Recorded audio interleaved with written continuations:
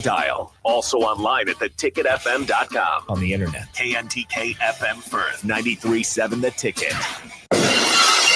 This is the Adam Carriker Show. Position right of the quarterback, out of the shotgun, 1st and 20. Jailbreak screen in the air. It is tipped. It is intercepted by Carriker at the Missouri 21-yard line. Live from the heart of Lincoln, America, 8-year NFL vet and All-American defensive lineman Adam Carriker. Shotgun snap to Everett. He's got the left arm going, and now he's got a whole lot of Adam Carriker, who rips him down inside the 25-yard line. On 93.7 The Ticket and theticketfm.com. Here is your host, Adam Carriker.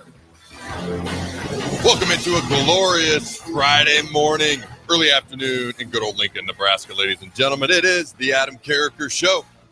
You know what you're going to hear: Husker sports, college football, and sports in general. What you're going to get: unique insight, unbridled honesty, and the man, the myth, the legend is making his return.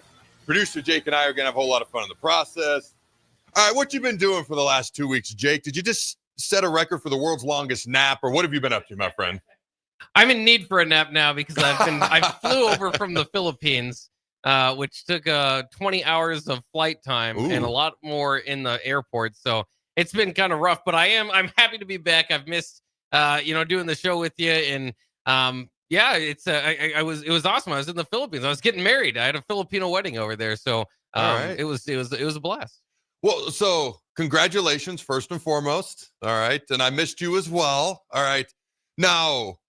You were married prior to this, but this was doing it. I remember you telling me before you left, but I didn't get all the details. This was for her family, in front of her family, so kind of getting not remarried, but doing it there as well. Yeah. Her family was we're a world apart, if you will. The Philippines is on the opposite side of the world, so we kind of had an American wedding and a Filipino wedding. So we've been married for 4 years, but this is kind of our celebration over there, and we're really able to do it. Have more of a bigger wedding, I suppose I would put it that way. And so it was special, and I hadn't met her dad. There's just certain things about, again, being a world apart that usually by this time in a relationship you might have done by now. But so it was I'm very refreshed. It was a great experience over there. So you met the father-in-law, huh? Yeah. What was that like? I was nervous for 4 years about it, but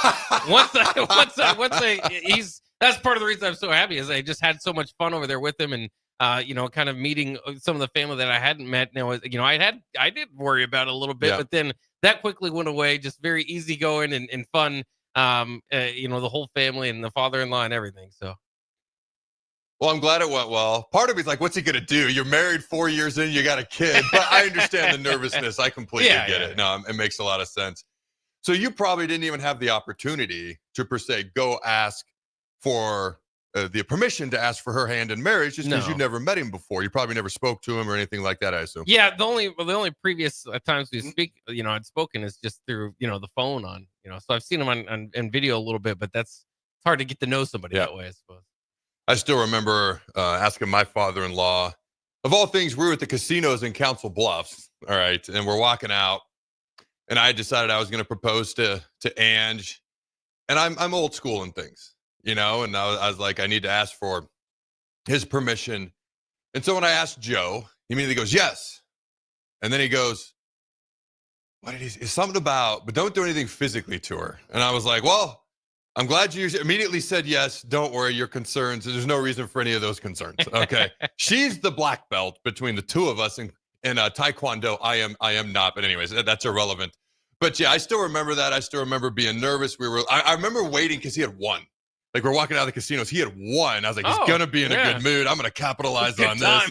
Got the immediate yes, and it's all been good ever since. Well, I'm glad everything went well. I'm glad the travels went well. I'm glad you got a bit of a break, and I'm glad to have you back. So it's good to have you back, man. Yeah, absolutely. And it's great to be back. I thought it was funny, too, because I said this on the drive. I being over in the Philippines, I just didn't really know anybody. So, and I was just kind of, there's not that many foreigners there. So it was just a different experience. I get back to Lincoln or to Omaha. I'm waiting for my ride, and none other than DeMornay Pearsonell is like one of the first people I see. He's pulling up to pick somebody up. And then I get home. I was tired. I wasn't going to run too many errands, but I had to get some gas. I go to the gas station. Steve Sipple's filling up right by me. So I was like, I'm back to my home in Lincoln, Nebraska here.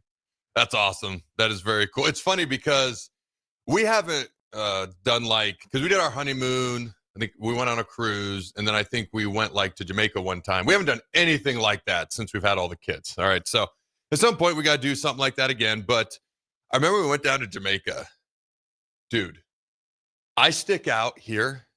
In Jamaica, I stick out. I'm telling you, it's another level. And then we did excursions. And so you're like out in the villages, so to speak, before you go off and do your excursion, you come back. When I tell you that I stuck out and I felt like I felt like people were staring at this gigantic me amongst nobody who looks like me for multiple reasons. Like, I felt like they were staring at me, and I was like, Ange, if something happens, run, and I'll just take them all on. Because I felt like I had a target on my back. Like, there was some weird looks being thrown my way. I'll never forget that we were going back to the tour bus, and they had like a live lion cub in one of the stores. You could come in, and you could play with the live lion cub. This stinking thing was so nice to everybody else. I get in, it immediately like pounces on me, and it's play biting, but it felt like way more than play biting. Even the lion cub wanted to.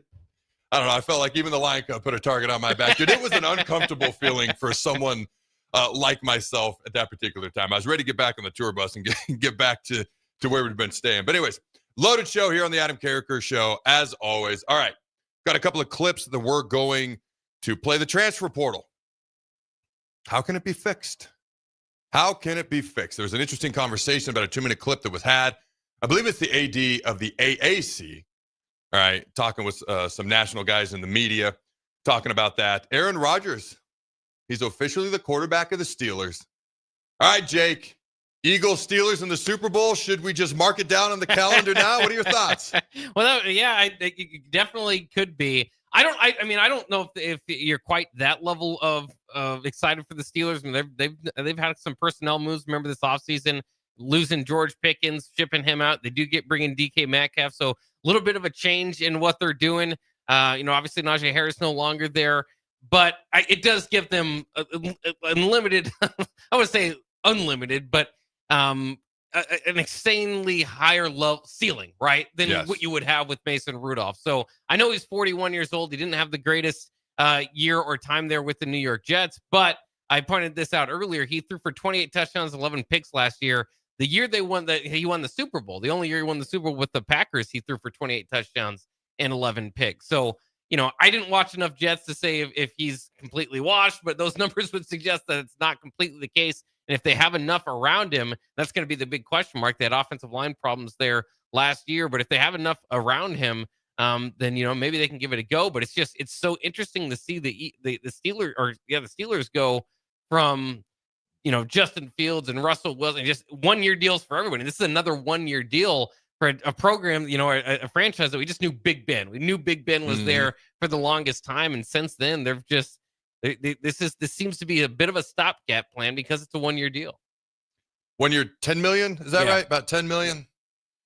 When they didn't, and they did eventually kind of address the quarterback situation, but when they didn't take a quarterback early on, and yes, they passed on Shadur, just like the other 5 million times he was passed on until they got taken in the 5th round. Talked about that a million times, but when they didn't really address the quarterback situation as far as we need a starter now type addressing the situation, in the back of your mind, you just knew that they knew Aaron was coming. Maybe there was just some final details that need to be figured out or something like that. But you knew eventually this day was coming, or they would have done something in free agency more aggressively or in the draft more aggressively or something. All right, Aaron is officially a Steeler. So you mentioned some of the weapons around him. They do have Caleb Johnson, Calvin Austin III, obviously Aaron Rodgers, DK Metcalf, Robert Woods, Pat Freiermuth at tight end as well. So it'll be interesting. All of a sudden, the Steelers are very, very interesting. And here are some of the teams they're going to play this year. Green Bay Packers. Now, I haven't looked at the schedule. If that's not Monday Night Football, it needs to be moved to Monday Night Football right now. Have they released the NFL schedule? They did. I don't know if they've got they should then have the Monday Night Football lineup set up too. Man, you got to flip-flop some games. Sunday Night Football, Monday Night Football, something. And then they're going to play the Bears, then the Jets. So both of his former teams and the Vikings as well. So and obviously everyone in their division, but those are the ones that stand out when you think about the Vikings, but the Jets' former team, which didn't go quite how anybody would have hoped. Obviously, what he did for that lengthy amount of time in Green Bay, that's going to be fun to watch. Random bit of trivia here. Which team in the NFL has the longest active playoff drought? Jake, do you know? Ooh. Off the wall out of nowhere with this question. You got any idea? I'll give you 3 guesses.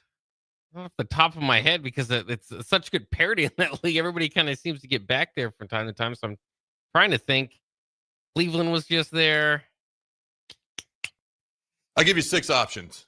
You can see if you can pick them out. Yeah. Bears. Panthers. I'll go with Panthers. Tied for second. Okay. The Atlanta Falcons, it's been 7 seasons. The Panthers, it's been 7 seasons. The Bears have been 4. Colts have been 4. Saints have been 4. The team with the longest active playoff drought, 14 years. You're just staring at me. Yeah, I'm fascinated. It's the Jets. It's been 14 years It's the Jets. Oh, my gosh. When I saw that, I was like, wow, I didn't know it had been that long either. I still remember Mark Sanchez, no, not the butt fumble, the 2 AFC title games Yeah. he helped lead them to. Yeah. That's. I was like, man, is that really that long ago? I don't like it when things are much farther away ago than I think they should be. All right. Well, I guess we talked about Aaron Rodgers, but we got a whole bunch of stuff to get to this show. Ron Kellogg, former Nebraska quarterback, and he actually coaches my son in high school football. He's the offensive coordinator. He coached my daughter in long jump this year, this past spring in track. He does a phenomenal job. Former Nebraska quarterback's going to join us at 12:30. We'll put a button here on Aaron Rodgers in a second. How do we fix the transfer portal? We got a clip to play on that.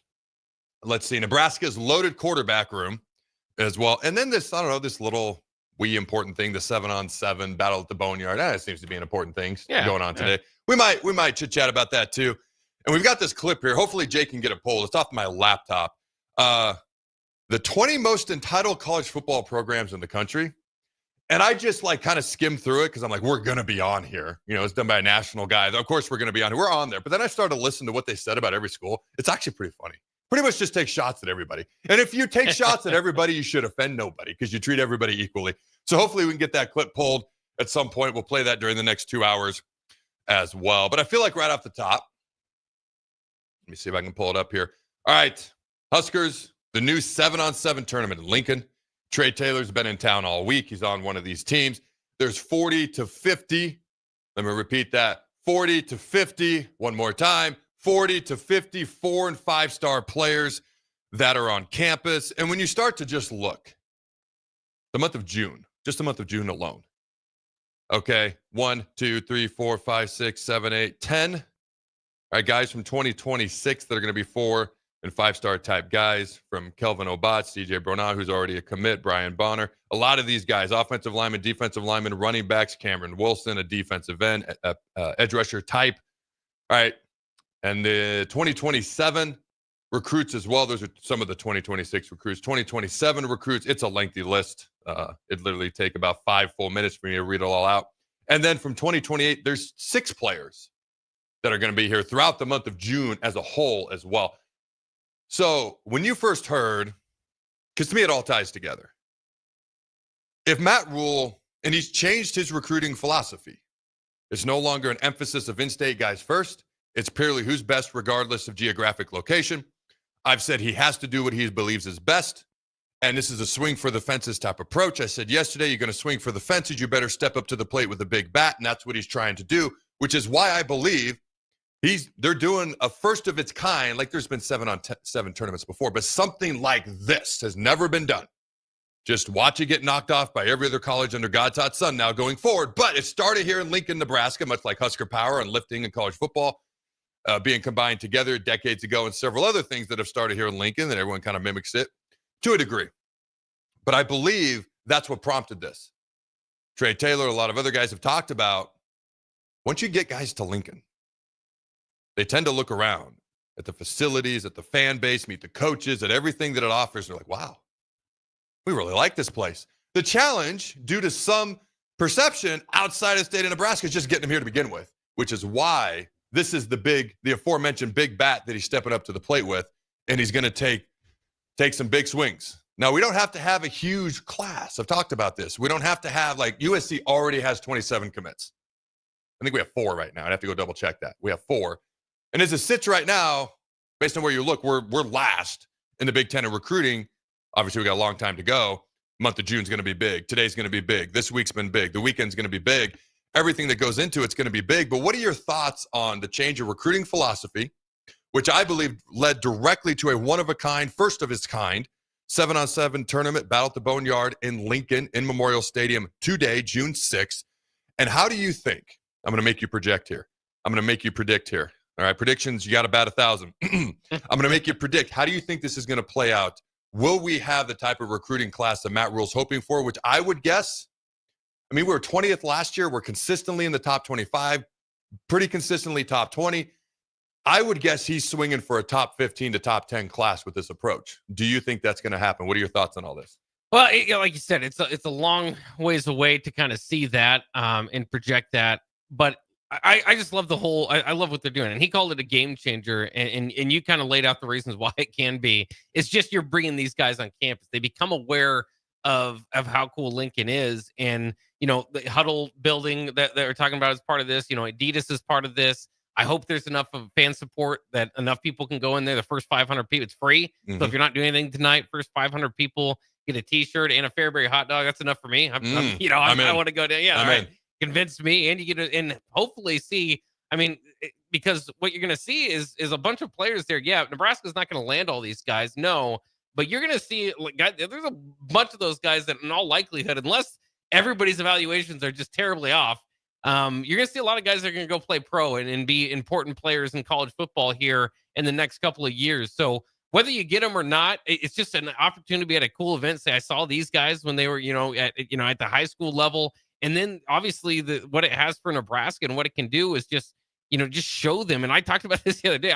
I'm so impressed with that Tom Osborne facility and just kind of the blinking, it just kind of looks like a heartbeat to me of Nebraska football, just showing off the greats that have been here.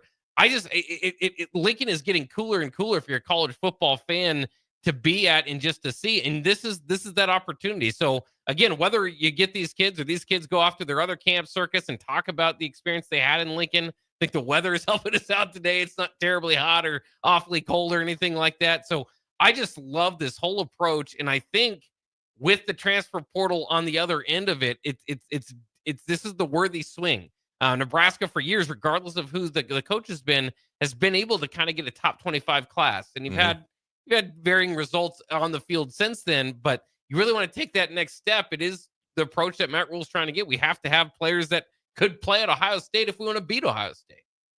That's a very good point. And I just pulled up last year's class, and I was correct in my memory bank. We're 20th class in the country. We had 20, enrollees, signees, etc. A lot of the guys enrolled early. Some of the guys will be getting here this summer. But 20, this is a class where, and 20 is a great number to be clear, but if you get 15, but the type of guys, and this was a great class that we just had, but if the type of guys he's going after, if you can get 15 of those, I mean, you're probably going to be top 15, top 20 class, maybe top 15, whatever the case may be. If you can get more than that, now you're talking top 10. Okay, but I don't think this is a situation where you have to get 20, 25, 27 like USC. You get the quality. There's nothing wrong with quantity, but it's about the quality first, emphasized over per se quality. And then I think that's kind of what Matt Rule's approach is. That's the fence he's swinging for, and this is the bat he's bringing to the plate is stuff that's hopefully ahead of the curve, but hopefully successful. All right, ahead of the curve type stuff. So the people are trying to knock it off, and then we got to be ahead of the curve again and again and again and again and again, which I feel like Matt Rule he has that ability to look in the mirror and say, this worked, this didn't. Now, as much as I've liked some of our previous coaches, not all of them had that ability. And so I think that's something that's going to help him stay ahead of the curve.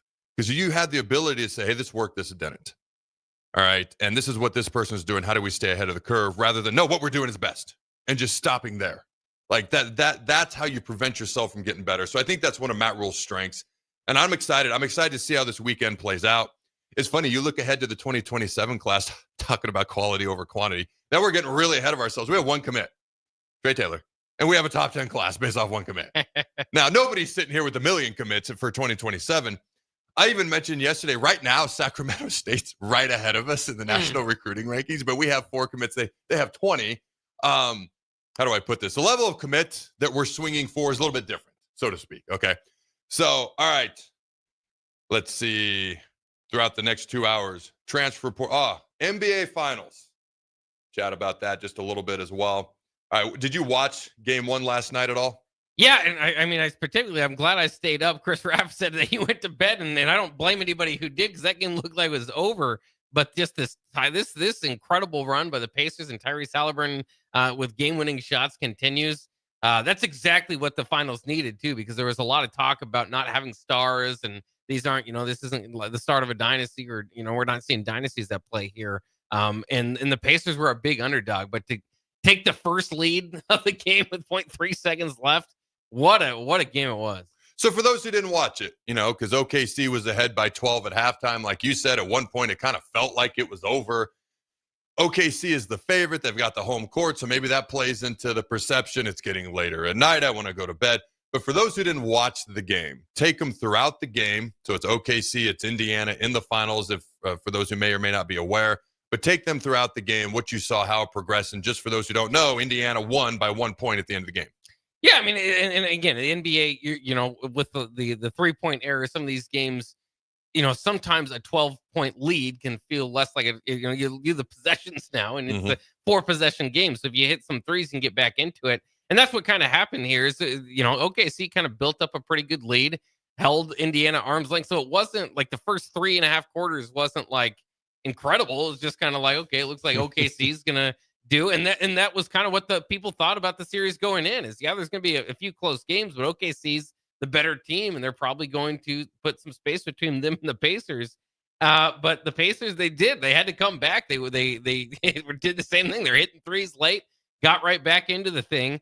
Teams, and this is what the prevailing stat that kind of came out of this. Teams were 0-182 in the NBA Finals since 1971.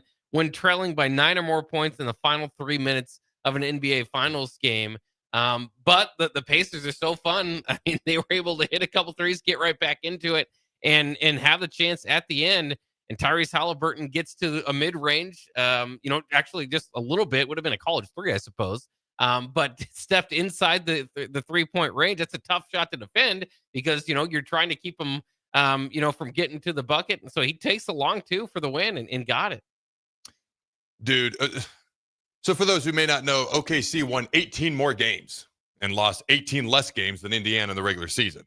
So they were clearly thought to be the better team coming into the postseason. Indiana has a phenomenal Eastern Conference Finals versus the Knicks. I mean, that's as old school Eastern Conference Finals as you're going to get. That goes back to when I was watching every single NBA game, or as many as I could as a kid. It was Bulls, it was Pacers, it was Knicks, it was, for a time, the Pistons, and then they kind of fell off after the bad boy days, but they emerged in the early 2000s for like a couple of years. But that's what I think of when I think of old school Eastern Conference basketball. Then you come into this. Now, am I correct? And then the Pacers have never won a finals, just like OKC, right? Yeah. So I'm kind of like, all right, we're going to get a first time, and one of these teams is going to win their first ever NBA championship. I'll admit, I was kind of that ilk of not major stars, so to speak. I mean, there are some really good players. Don't get me wrong. When you think of star power, you didn't walk into this series thinking, oh, there's mega star power in this series. I will tell you right now, after that game 1, because I've said several times, what the NBA is missing. All right, these dudes are the best on planet Earth at playing basketball. There's some guys and gals that play in the WNBA and other countries that are really, really good too. As an overall whole, the best players in the NBA on planet Earth are in the NBA. I don't doubt their skill. I don't doubt what they had to go through, some of them especially, to get to this level. I've kind of diatribed. The thing that has turned me off is the lack of intensity. Like, you can say stacking teams, you can say shooting threes, you can say lazy defense. A simple way for me of encapsulating all of that is lack of intensity.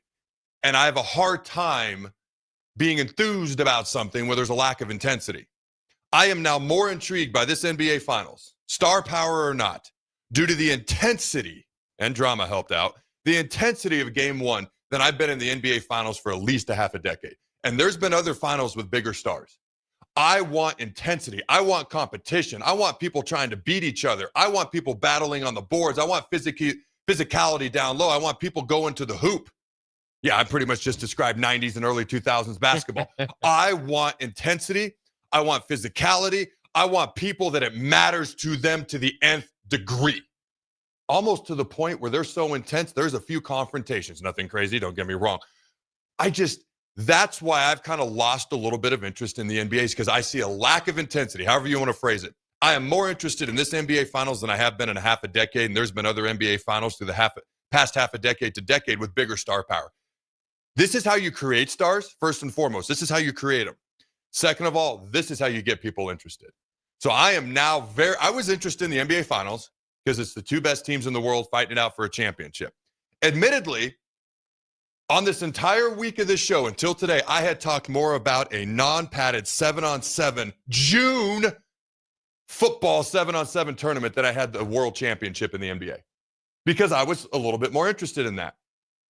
Admittedly, it's a little bit biased because it's Husker oriented, but now I am incredibly interested in this NBA Finals. All right, you got anything real quick to final button on this before we go to break, Jake? Well, just another stat in there is now the Pacers have trailed by 15 points in the fourth quarter in the postseason 5 times and came back and won. That's the most by any single any team in postseason since 1998.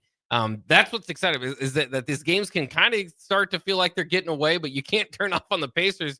And Halliburton, I mean, I don't know if there's anybody in the world right now I'd give the ball to with a shot left to go out and get it. He's just hitting them all. Entering this playoffs, again, he was voted by his peers to be the most overrated player in the NBA. He's getting every bit of revenge out there that he can and might lead them to this championship. The Pacers don't have star power, but man, they're fun to watch. Dude, this is how you create stars, though, like Halliburton and guys on both sides here. This is what it's about. This could be exactly what the NBA needed. It potentially could be, because it could be the thing that gets me. I mean, I've been interested because they're the best in the world at what they do. The lack of intensity has not enthused me. If we can get that back in, I will come back quicker than a hiccup to watching these types of games. But I got to see it, and I'm enthused. All right, about this NBA Finals. All right, Jake, who's going to win? Pacers are up 1-0. They took the first game in OKC. Who you got winning the finals? Well, I still think the Thunder, like many do, still think the Thunder are probably the better team. I'm definitely, I didn't necessarily have a cheering interest, but I'm definitely now cheering for the Pacers. They're going to be a better story. They're going to be more fun if they get it. The Thunder are a good story too, and SGA is incredible. But as the story has kind of come around, he is a free throw merchant. He's kind of like a James Harden, where he does a lot of damage by drawing fouls, and I think that's what kind of pushes people away a little bit from the NBA too, as we talk about that. And so, I think the NBA is going to be in a much better place if the Pacers win. I pointed this out when the NFL draft was going on. When a draft from another league gets exponentially more views than your championship game in your game in your NBA Finals from a year ago, there's people whose interests have obviously changed. This is how you start to change it back a little bit. Yeah, the NFL is king, okay? Everyone knows that. But the NBA used to be in a better sitting than it is now, and something like this is what can be exciting for people. So I swear to God, I'm not trying to walk both sides of the line on this. I have no reason to. I'm not that invested in this yet, okay? So when I say I'm rooting for the Pacers, I've been rooting for the Pacers to win a championship since I was a kid because Reggie Miller was my favorite NBA player growing up. Like, I loved Reggie Miller. He would go after anybody. He was clutch. He was bullied by not bullied like in the sense of bullied, but like his older sister was better. They'd play one-on-one. She'd bully him. She'd beat him. I had older sisters who weren't so kind to me. So I could, in a sister sense, so I could relate to a lot of that. And I just kind of became a pseudo Pacers fan. So I am rooting for the Pacers for everything you outlined. Ever since I was a kid, I've rooted for them. But I do think OKC is eventually going to win. I do. But we'll see what happens. I'm now very intrigued by this. All right, we better go to break. Don't go anywhere. We'll be right back. Are you ready for a new opportunity? Check out Sandhills Global. Join a dynamic team where your skills are valued and your career can soar. We offer full-time positions with a 4.5-day work week, competitive pay, excellent benefits, and a positive work environment. From IT and marketing to sales and finance, we're looking for talented individuals like you. Apply today at sandhills.jobs and take the first step towards an exciting future. That's sandhills.jobs. Don't wait, apply now. Your Nebraska Lottery announces the 2025 NASCAR Powerball Playoff. And it's a great way to get on track for a chance to win $1,000. From May 27th to June 23rd, buy $2 of Powerball, enter the voucher number online, and you could be one of 20 winners of $1,000 and a chance to win a VIP trip to the NASCAR Championship weekend at Phoenix Raceway. Roar into any Nebraska Lottery retailer and buy $2 of Powerball today. Powerball top prize odds 1 in 292 million. With the Planet Fitness Black Card, you can bring a friend anytime and so much more when you join today. You heard that right. Conquer the stair climber with your partner in climb. Enjoy a post-workout recovery session in the hydro massage and do it all again with access to any of our 2,700 convenient locations. So, you coming? Get all the perks with the PF Black Card for $1 down and $24.99 a month. Hurry. You won't want to miss this exclusive offer. Deal ends June 13th. See Club for details. There are great Mexican restaurants all over town, but there is one that is especially worth the drive from any part of town. Tacos Los Hermanos at 70th and Havelock. Cool off this summer with a delicious horchata or other special drinks. And grab one of their famous taco boxes for a group of friends or coworkers to enjoy, full of birria tacos and many other options. Don't forget their great desserts like tres leches, flan, and cheesecake. Get to Tacos Los Hermanos for lunch or dinner today at 70th and Havelock in Lincoln. Saturday. Eagle Raceway is open for a full season of dirt track racing action every Saturday night. Don't miss the epic battles on the high banks of Eagle Raceway each Saturday between the Nebraska Septic Sprint Cars, Nebraska Lottery Modifieds, Avid Realty Sport Mods, Valentino's Hobby Stocks, and A1 Iron Stock Cars. Let's go racing. Eagle Raceway, just 10 miles east of Lincoln on O Street. Check out the full schedule at eagleraceway.com.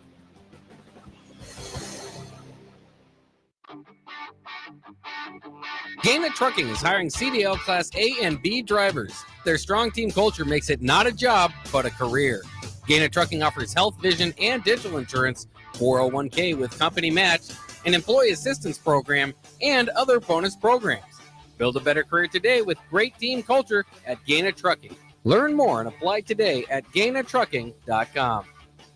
Ticket listeners know a dream team when they see one. At Applied Connective, we've been in the game for 20 years and have developed a team of world-class leaders in all things IT. From cybersecurity and Microsoft products to physical security, audio-video, infrastructure, business phone systems, and anything in between. We'll help you leverage technology to become your most secure, efficient, and profitable. Head to our website to check out real reviews and testimonials and sign up for a free tech consultation. We can show you where you might be vulnerable, inefficient, or overspending. It's a game changer, and it's totally free. Claim yours right now at appliedconnective.com. Make plans to attend the Nebraska Whiskey Carnival this Saturday at Sideshow Spirits in Lincoln. This unique one-day festival highlights Nebraska distilleries, local vendors, and chill music. A general admission ticket gets you a custom tasting glass and free samples from the distillery booths. Food trucks will be on site to sell food and snacks, and cigars will be available for purchase. Get your tickets today at SideshowSpirits.com. It's the Whiskey Carnival this Saturday from 3 to 6 p.m. at Sideshow Spirits at 16th and P. Take control of your health with the DASH scan at Advanced Medical Imaging. The DASH scan is a full-body MRI designed for advanced health screening. This dynamic approach provides exceptionally sharp images across multiple organ systems, helping to detect potential concerns early. With minimal radiation and no invasive procedures, the DASH scan offers a safe, comprehensive look at your health. Plus, results are delivered faster than ever, giving both patients and physicians confidence in screening and diagnosis. Your health is too important to wait. Schedule your DASH scan today at Advanced Medical Imaging. Visit amimaging.com or call 402-484-6677 to learn more. John Henry's has a brand new membership club to protect your entire home in one program. With a VIP and a deluxe option, we will help you find the plan that best fits your needs. Receive discounts on services and equipment, priority service, complimentary inspections, and so much more. Protect your home's plumbing, heating, cooling, and electrical systems all in one membership. Call John Henry's to learn more. 435-5555. John Henry's Plumbing, Heating and Air, and Electrical. Early break. I'm not a dog expert. No, it's not.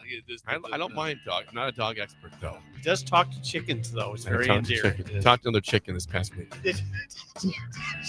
Talk to chickens. What was that? Do it again. With Steve Sipple, Jake Sorensen, and Bill Bush from 6 to 9 every weekday morning on 93.7 The Ticket and theticketfm.com. This is the Adam Carriker Show on 93.7 The Ticket and theticketfm.com. If you can't be corrected without being offended, you will never grow in life.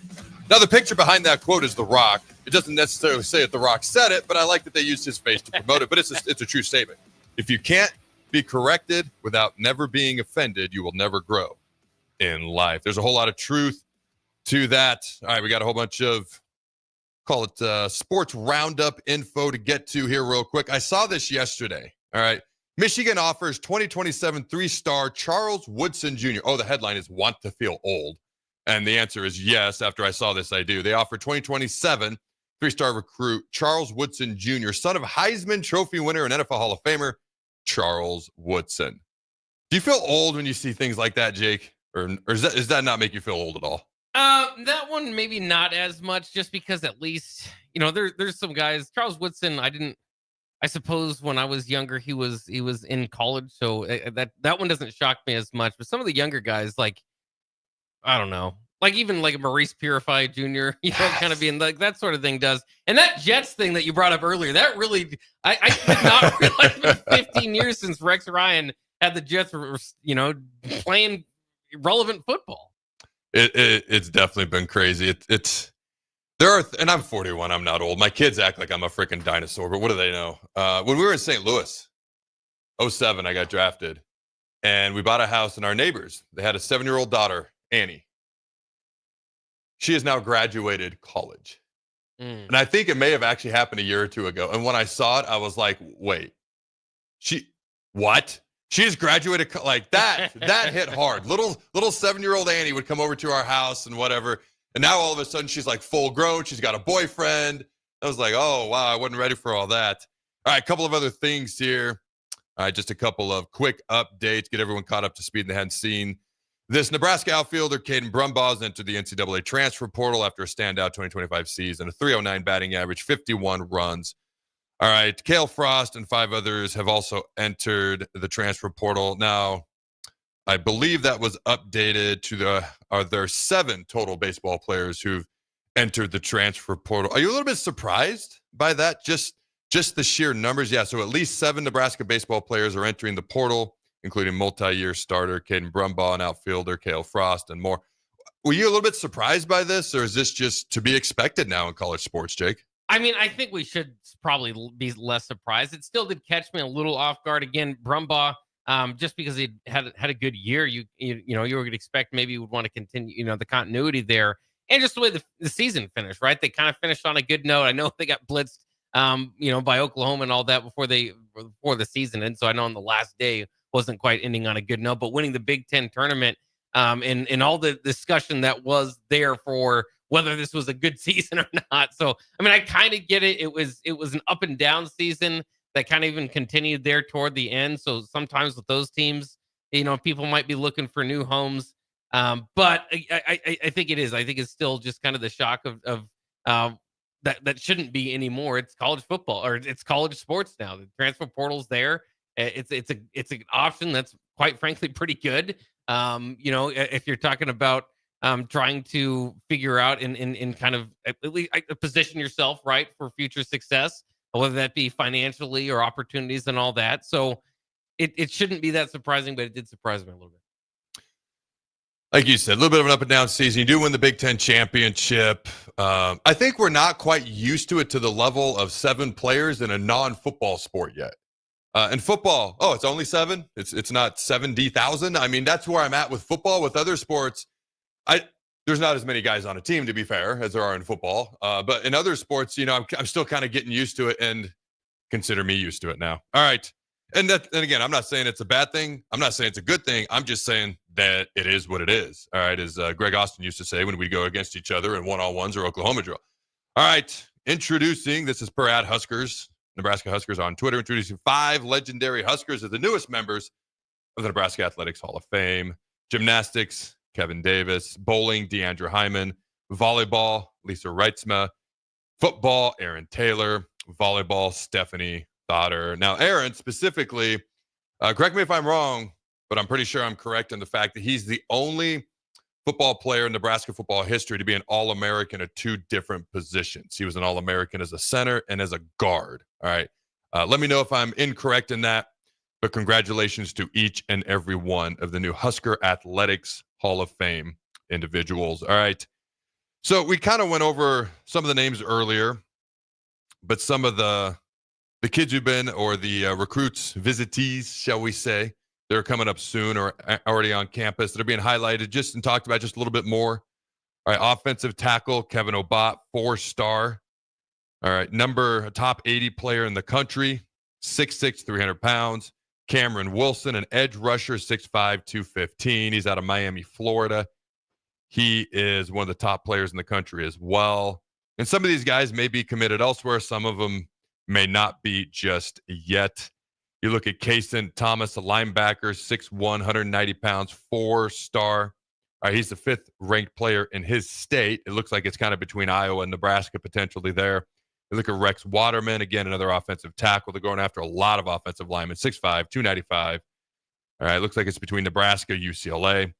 Nelson Wheeler is a running back, Millard South, Omaha.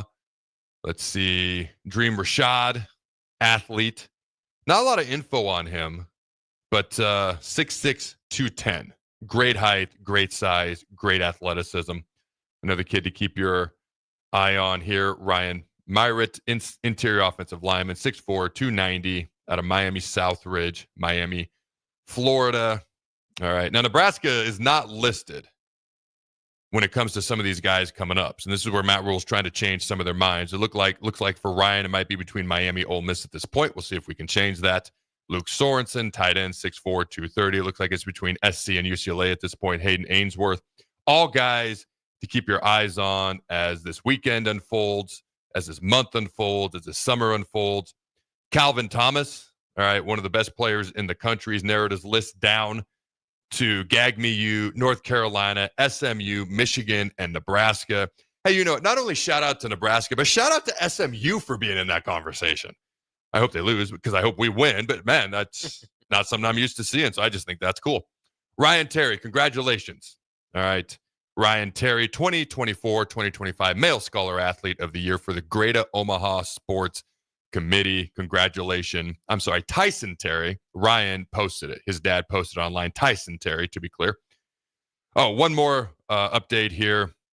Recruiting-wise, Mark Matthews, 5-star offensive tackle, 2027, will be in Lincoln on June 6th, which is today. Top 10 player in the 2027 class. Number 1 player in the state of Florida. Number 1 offensive tackle for the class of 2027 as well. As we continue a little bit of a sports roundup, this is via Mike Craven on X. This is stuff that just comes up. I don't see many people defending the SEC. It's a lot of stuff like this. And so I take notes on it or I screenshot it. The SEC hubris is so wild to me. Texas A&M walked in and won 11 games. Fact. Missouri won 10 plus in year 2 and 3.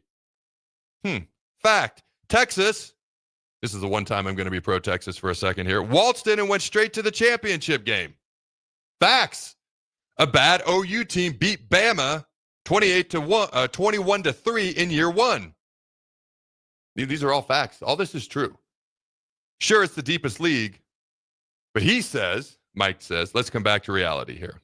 All right, is this a little unfair? Is this a little bit too of a low blow at the SEC? Or is it just facts? Well, it is interesting because especially considering that Nebraska, and Nebraska feels this more than a lot of these other teams, but it wasn't the exception, is that most of these teams that were, when you're switching conferences, they've struggled. And that was part of what was the surprise this last year. That didn't happen. Oregon had their success, Texas, like you were saying. So these are facts out there. I think that there is always a little bit. I still see the SEC as the best conference in college football, but I always think the gap is not maybe as big as they'd like you to believe. And stats like this can prove that. Thank you. That's all I've ever said. I recognize that they're a good conference, one of the top 2, easily, maybe the best. You could argue the Big Ten is right up there with them, if not past them now. but don't just act like you're the God's greatest gift to a pigskin. And that's what drives me nuts sometimes. All right, final thing before we head to break here. California track athlete breaks down in tears after her California State 400-meter gold medal was taken from her after she celebrated too much. Clara Adams was seen spraying her feet with a fire extinguisher after finishing in first place. The 16-year-old is devastated, saying she will, and I quote, never get that moment back, end quote. Another quote, even if everything goes in my favor in regards to like getting my title back, I'll still never get that moment back, like standing on the podium as a sophomore. I'll never get that back because they took it from me, end quote. Adams was disqualified for unsportsmanlike conduct. So, I don't know, there's levels to this. I've seen track athletes spray their feet off before. Is it necessary? No. Is that like over the top? Is that like going and getting in somebody's face and like, what did, like doing the You Can't See Me for John Cena, or, I mean, if you want to go down the whole Angel Reese rabbit hole, pointing to the finger with the ring, you know, where are these levels at from years ago with Caitlin Clark, which that fun rivalry has continued. We should talk about that more often on this show. It's plenty of time to talk this summer, ladies and gentlemen. So is that maybe a little excessive? Okay, but I would look at the situation and I would say she just won a freaking state championship. Let it go. Like if a kid strikes out and he launches his batting helmet and the coach says you're benched, cool. No problem with that. Taking a state title away for that seems a bit extreme to me. Before we head to break, what do you think, Jake? Yeah, I mean, I it's just it's silly to me. Like I get you're trying to act like you've been there before and all that, but it is a special moment, and I it's a hard time for me to go back and say, okay, she didn't win. That's too late. You might want to penalize her. You can do what you want, but to say she didn't win is silly. It reminds me, I went to a boxing match, and a guy won the match, and then afterwards he throws a punch. Okay, that's not allowed. You can't do that. And then all of a sudden they said, okay, since he did that, he's disqualified. He didn't win. But, well, he already won. I already saw him win. Yeah. Like, yeah, afterwards there could be some other punishments that can go into it, but you can't change the event, the athletic event that had already happened. Like that, it's already, we saw it. They played out. That's why they're celebrating. So it shouldn't be that shouldn't be taken away. That's a fair point. Maybe a suspension, depending on if the athlete's getting paid or not, or a fine possibly. Like, that makes more sense. Like you said, pretending it didn't happen. Like, so whoever now is the state champ, that's cool. But in the back of their mind, they know they weren't the state champ, really. So there's another way for that to be handled. I just seem not asked a 7, not asked a 8. That just seemed asked a 9 to me. All right, ladies and gentlemen, don't go anywhere. We shall return. Your Nebraska Lottery announces the 2025 NASCAR Powerball Playoff. And it's a great way to get on track for a chance to win $1,000. From May 27th to June 23rd, buy $2 of Powerball, enter the voucher number online, and you could be one of 20 winners of $1,000 and a chance to win a VIP trip to the NASCAR Championship weekend at Phoenix Raceway. Roar into any Nebraska Lottery retailer and buy $2 of Powerball today. Powerball top prize odds 1 in 292 million. Things that impair you come in many different shapes and sizes. Some are the shape of beer and liquor bottles. Others look like cigarettes but aren't cigarettes at all. These are the things we know impair us, the things our parents warned us about. What we're not always aware of is our new prescription, or the over-the-counter medicine we picked up just for allergies or a bad cold. See, it doesn't just matter how much of a substance you take. If you are impaired, driving is deceptively dangerous. Don't drive impaired. Paid for by the NDOT Highway Safety Office. Batter up! Join us this summer at Haymarket Park for 50 action-packed Salt Dogs games running now through August. Visit saltdogs.com for updates on everything you need to know about weekly promotions, giveaways, and special events. That's where you'll find the latest updates to make sure you catch all the excitement and never miss a homestand you want to attend. Haymarket Park is your ticket to fun all summer long. Visit saltdogs.com to get your tickets and unleash the fun. With the Planet Fitness Black Card, you can bring a friend anytime and so much more when you join today. You heard that right. Conquer the stair climber with your partner in climb. Enjoy a post-workout recovery session in the hydro massage and do it all again with access to any of our 2,700 convenient locations. So, you coming? Get all the perks with a PF Black Card for $1 down and $24.99 a month. Hurry, you won't want to miss this exclusive offer. Deal ends June 13th. See Club for details. Hey there, this is Paul Scheel, owner of High Electric. I want to thank our friends and loyal customers and introduce High Electric to those looking for a new electrician. We've been serving the Lincoln and Omaha area for over 30 years, from design to install, upgrades, and repair. If you are a homeowner or a small business needing some electrical work, call us at 402-466-6606 or check us out at hyelectric.com. We look forward to hearing from you. Attention all Wings fans, Buffalo Wings and Rings has daily specials that will make you want to stop in on all days of the week. Kids eat free on Mondays, and on Tuesdays enjoy 40% off boneless or traditional wings at a price that makes the whole family happy. And come back on Wednesdays for $1.39 chicken tenders all day long. Get to Wings and Rings today, 68th and O or in Williamsburg Village. When you were a kid, clubs were cool. Robotics club and space club and stuff like that. But what do adults get? Book clubs and quilting clubs? Nah, forget that. How about margarita clubs and old-fashioned clubs? Get to Upside Bar and Lounge for the best clubs in town. Try all 10 varieties of Upside margaritas or old fashions and take home a free souvenir glass. Grab the whole crew and pair it with taco night on Mondays or whiskey Wednesdays. Upside Bar and Lounge at 29th and Pine Lake. If you're a veteran, our nation has created a wide range of benefits to thank you for your service, but it can be difficult to navigate the process of determining eligibility, filing claims, appealing decisions, and securing the benefits you've earned. Speak to your county veteran service officer or the Nebraska Department of Veterans Affairs State Service Office to see what's available to you and your family. These services are 100% free, so visit veterans.nebraska.gov today. Sponsored by the Nebraska Department of Veterans Affairs, aired with the Nebraska Broadcasters Association and this station. Start your Sundays off right with Jeff and Nicole Essink on Fitness Fanatics. Jeff and Nicole discuss health and wellness, how to achieve fitness goals, and more through the life of gym owners and gym goers. It's Fitness Fanatics from 9 to 11 a.m. on Sundays on 93.7 The Ticket and theticketfm.com. This is the Adam Carriker Show on 93.7 The Ticket and theticketfm.com.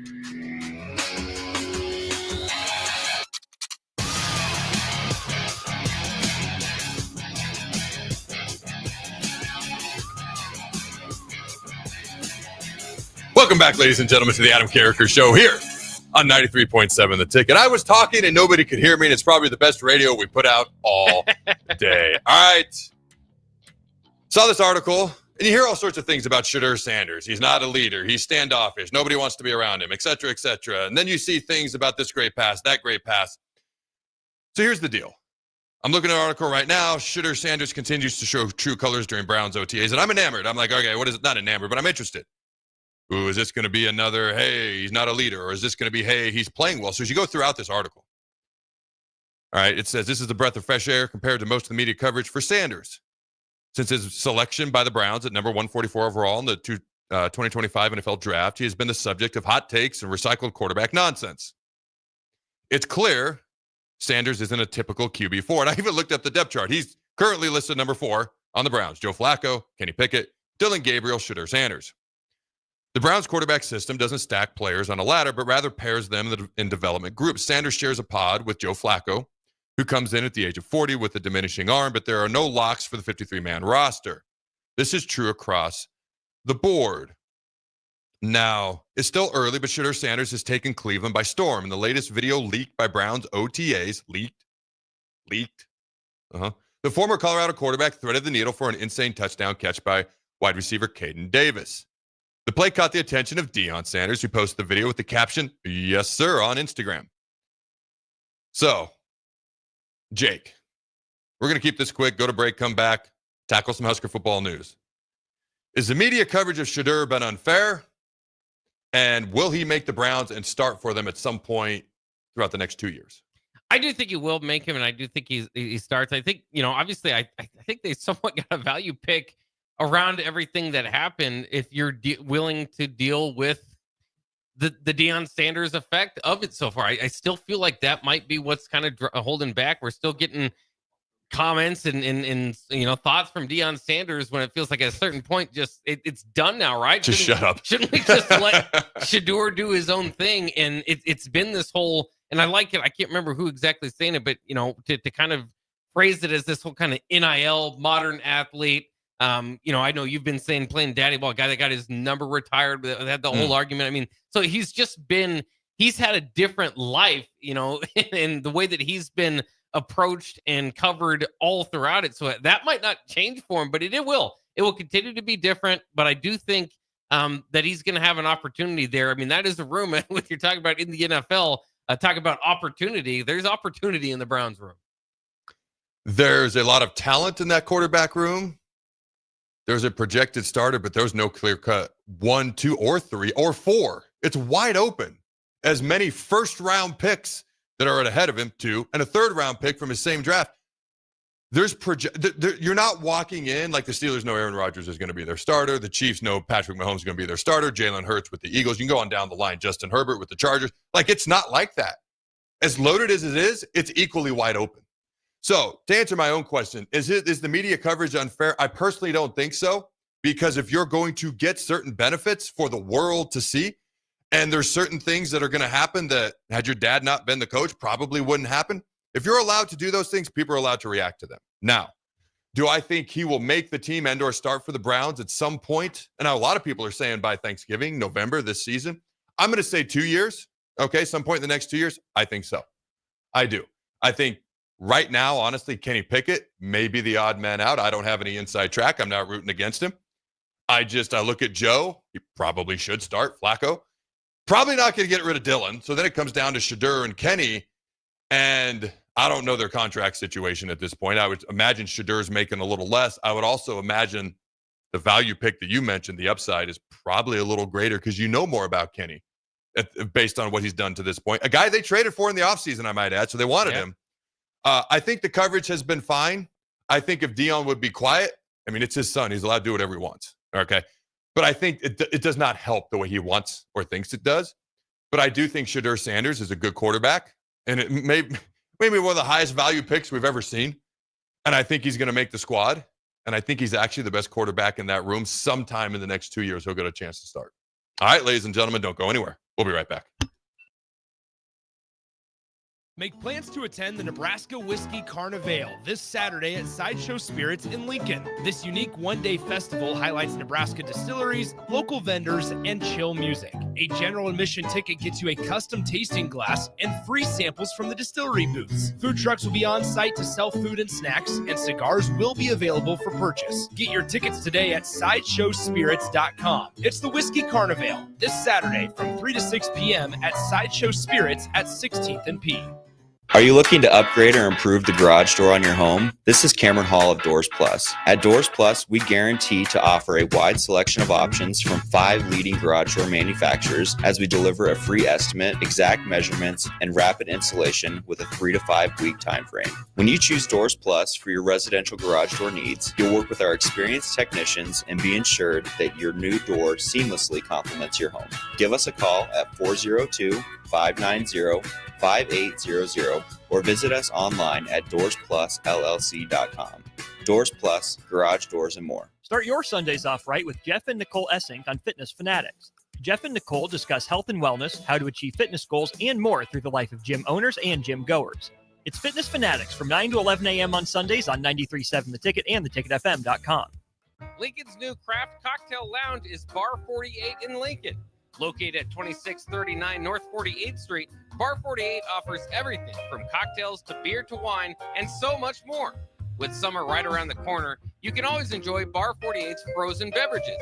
Follow them on Facebook to stay up to date on their live music performances every Saturday night. Make plans to visit Bar 48 on North 48th Street in the heart of the University Place neighborhood today. Select Plumbing and Utility has been serving Lincoln and the surrounding area for 14 years, and they're not slowing down. Select Plumbing and Utility handles all your plumbing needs from faucets and water heaters to full renovations, and they can even help with your heating and cooling needs. They're also Lincoln's underground experts, repairing and replacing broken underground water and sewer lines since day one. Contact Select Plumbing and Utility today at 402-560-6197, assuring excellence in every situation, opportunity, and challenge. That's 402-560-6197. There are great Mexican restaurants all over town, but there is one that is especially worth the drive from any part of town. Tacos Los Hermanos at 70th and Havelock. Cool off this summer with a delicious horchata or other special drinks, and grab one of their famous taco boxes for a group of friends or coworkers to enjoy, full of birria, tacos, and many other options. Don't forget their great desserts like tres leches, flan, and cheesecake. Get to Tacos Los Hermanos for lunch or dinner today at 70th and Havelock in Lincoln. Batter up. Join us this summer at Haymarket Park for 50 action-packed Salt Dogs games running now through August. Visit saltdogs.com for updates on everything you need to know about weekly promotions, giveaways, and special events. That's where you'll find the latest updates to make sure you catch all the excitement and never miss a homestand you want to attend. Haymarket Park is your ticket to fun all summer long. Visit saltdogs.com to get your tickets and unleash the fun. Looking for a financial partner that truly makes a difference? Modern Woodman is a member-owned fraternal financial services organization. We can help you plan for all stages of life, from protection to saving to retirement. We also offer member benefits, social activities, and volunteer opportunities to help your family and community. I'm Sean Erickson, your Modern Woodman representative in Lincoln. Call me at 402-483-6515 to start the conversation. Modern Woodman of America, touching lives, securing futures. Wall to Wall Wine and Spirits is your place in North Lincoln to go for all your needs in wine, spirits, and beer. They also have a large variety of cigars in their walk-in humidor, and they have a top-notch walk-in temperature-controlled high-end wine room. Plus, you can enjoy free samples from their tasting bar. There's only one place to go for all your needs for spirits and cigars. That's Wall to Wall Wine and Spirits on North 27th Street in Lincoln.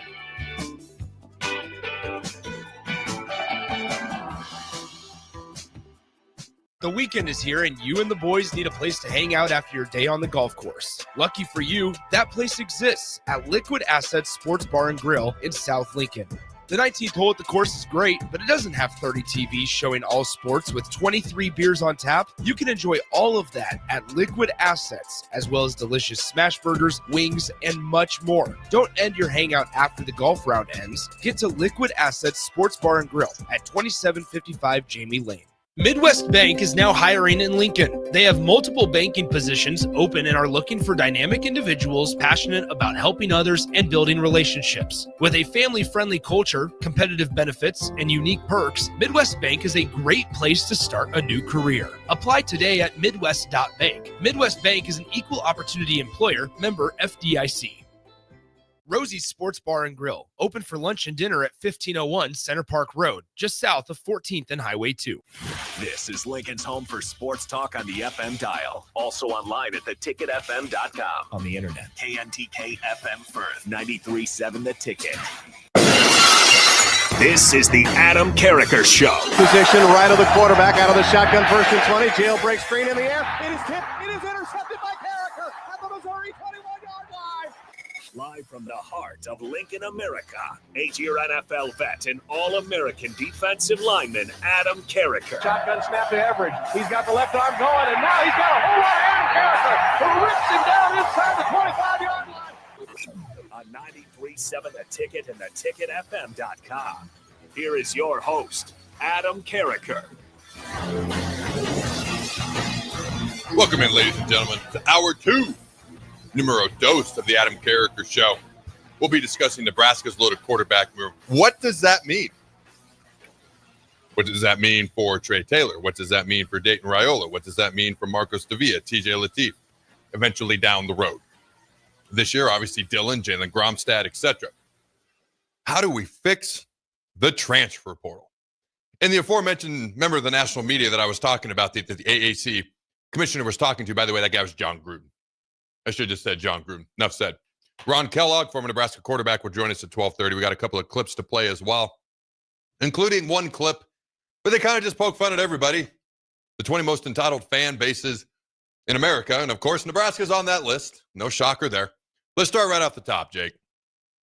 Nebraska's potentially loaded quarterback rooms. We know, as we sit here, right now, Dylan Raiola expected to be the starter. Then you've got Jalen Gromstad expected to be the number 2. Then it's Marcos Davia, TJ Lateef going into this year. Battling it out, potentially to be number 2, probably 3 and 4. Starting with this year. And then we can get into the projected quarterbacks, the committed quarterbacks, next year and as we go on down the road. But what's your reaction on the quarterback room this year, and how do you think it plays out after Dillon as far as who's 2, 3, and 4? Yeah, it is. It's fascinating to see how it will play out because obviously it's an important role, backup quarterback. I mean, there could be a time or several times we saw it last year where Dillon has to go out of the game, and hopefully it's not for a long portion of the game. Sometimes that can be game-winning drives. And I think the most fascinating part about all of this is that Heinrich Haarberg might be your best backup quarterback on the team. But obviously he's moved on to tight end. And I think just because we know that and we're kind of used to it, it's not as, shocking as if you think about it. I think he could start at a lot of MAC schools. I think there's a couple Big Ten schools he could start. He was 5-3 as a starter at Nebraska. He's got 3 Big Ten wins under his belt. So I think that adds to all of the, when you talk about a loaded room, the potential for that to be loaded more and for what that means for Heinrich Haarberg and what they see for him at tight end. Because listen, if I'm saying he could start at MAC schools or maybe potentially there's money out there, obviously, as we know, for quarterbacks right now. So, I find that as a backdrop to this discussion even more interesting. But that battle for number 2 feels open, right? I mean, Gramstad has felt like he's kind of taken hold of that through the spring. He's a guy they believe in, is going to be coaching someday. So, they feel good. And then all the, the other names you mentioned there are more about long-term upside and who can kind of get there and at what rate they do. So, I mean, I'd still think Gramstad probably has, the favoritism there. Latif feels like a guy that they feel like is part of the future of the program, but then DeVee is the guy that they specifically went out there and added. And if you feel like you've got what you need in the stable, then you don't go out and add. So it's fascinating. I'd go Gramstad, but I wouldn't be shocked by any of them being the number 2 quarterback. When you look at this year specifically, that's an interesting point you make about Heinrich Haarberg. I mean, he may, and that's not a shot at anybody else in the room, okay? Whoever ends up being the backup quarterback, it's more of a compliment to Heinrich Haarberg. He may be the best backup quarterback we have because he could probably start at some other schools. And as you mentioned, not just MAC schools, but Big Ten schools. A guy with a winning record in the Big Ten as a quarterback, I might add. Do you think they do some wildcat with him? Because I advocated for it through the gills last year. And then when Dana became the OC, they finally did some of it. Part of that was Dillon was a true freshman. Less on his plate. Give the offense more things they can do without putting more on Dillon's plate and stress the defense more different ways. I still think it's a good idea. Yes, we expect more out of Dillon this year, but you've got a unique weapon. A bit of a freak athlete when you combine speed, size, strength, physicality, how he plays, what he can do in Heinrich Haarberg. I try to utilize him as much as possible. I would still have him short yardage, goal line, red zone type situations, that wildcat quarterback that can also throw the ball, so to speak. I probably wouldn't do it as much this year as I would have advocated for it last year because Dillon should have that natural progression. I would personally do it. Do you think they will do it? I think they had last year. They seemed to have, it was like one play a game where you utilize the fact that he's a former quarterback on the field, whether it be pass back, back and forth. They did that a little bit, but it was almost like when he came out there, it was a tell, or at least it was something to be on guard about if you're the defense. That's what I'm excited about this year. Is if he develops into more of the every down tight end, then you don't have a tell. Then you're not like, okay, he's on the field, look out for something gimmicky here. Then the gimmick can come out of nowhere, and that's when it's more surprising, and that's when it can be more effective. So that's what I do think that they'll do it, and I think it will be more effective because the defense won't see it coming as much once Haarberg's on the field because he should be out there more. Dude, that's a phenomenal point. Anytime he was out there, I was like, oh, watch the trick play. And probably over half the time, it was something to that ilk. So that's a phenomenal point. Dillon, projected starter. I'd love if they used Haarberg situationally. Again, move him all over the freaking place like a chess piece. It seems like Jalen Gromstad's probably going to be the number 2. All right, this is the guy who was the player of the year in NAIA, a guy who's going to be a coach in the future. Dillon literally recruited him to come back last December, to come back to Nebraska to be on this squad. Now, maybe it's TJ, maybe it's Marcos, maybe somebody else in that room steps up. I'm always open for wonderful surprises like that. When you start to project next year, and especially into 2027, you got Dayton Raiola coming in. Jalen's going to be gone. Gromstad. Then you've got Trey Taylor coming in. Okay. So 2 years from now, when Trey comes in, you could potentially have Dylan, who would be a senior at that point. And yes, there's all sorts of crazy things that can happen. Let's just roll with this scenario. You got Dylan's a senior at that point. You've got Dayton. If nobody transfers, Marcos Davia, you've got TJ Lateef, and then you got Trey Taylor. Now, the odds are one of those quarterbacks at least won't be here for whatever reason, whether it's whatever the case may be. So let's say one of them they're all here. Let's say one of them is gone. But how do you look at that room in a couple of years, and how do you foresee not how it's going to play out, because that's too far down the road. How about this? I'm going to answer my own question without asking it, and then you can take it from there. I foresee competition. Something that I grew up having ingrained in me. You fought, you scratch, and you clawed for everything. The world is different, but just the way I was raised, okay? If you got hurt, you walked it off, you rubbed some dirt on it. You didn't speak unless spoken to. And you went out and you fought for everything. You competed for everything. I'm not saying there's not competition in today's world, but due to NIL, the transfer portal, it's a little bit more NFL-esque in the essence of you take a guy highly in the draft, you know he's going to play. You pay a guy a bunch of money out of free agency, NIL, the transfer portal in college football, you expect the dude to play. So there's still competition, but it's a little bit different. I think that room's going to be so loaded with so many different people. All right, and eventually at some point, Dylan won't be our quarterback for whatever that reason is. A couple years, few years down the road, it's going to be so loaded with talented guys and competition. Like, I just want to see true, straight-up competition as much as we can possibly get it.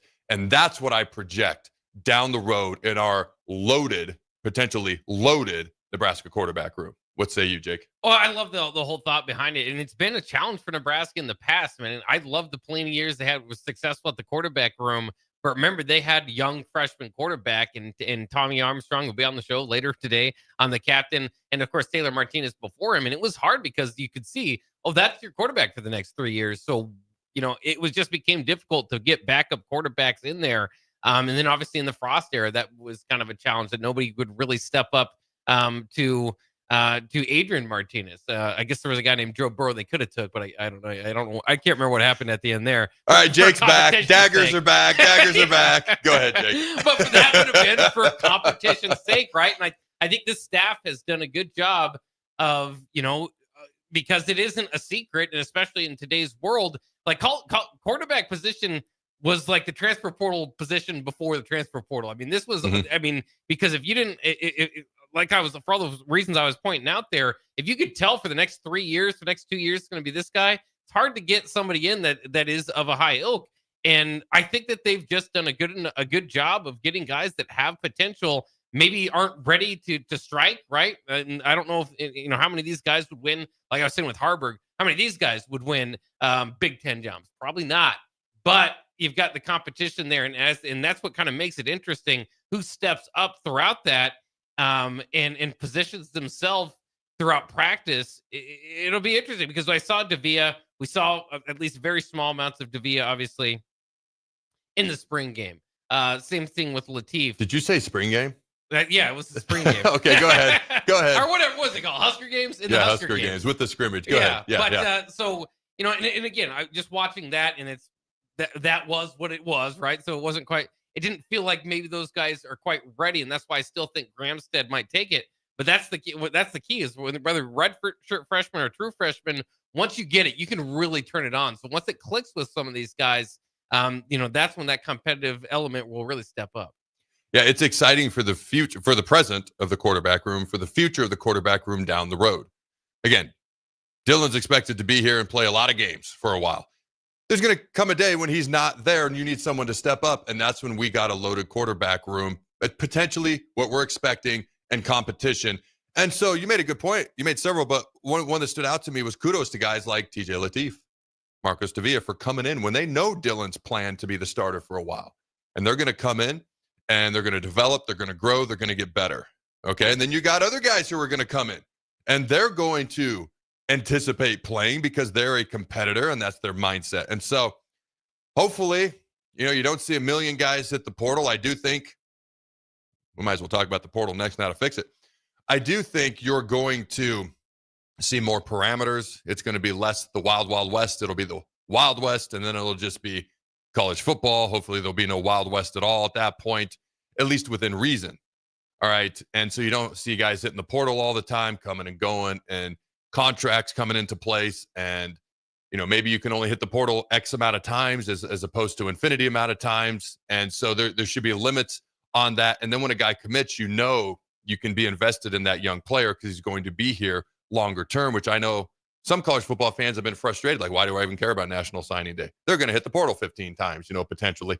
Now you've got a reason all over again. All right. All over again to say, hey, I'm invested in this young man because the odds are he's going to be here.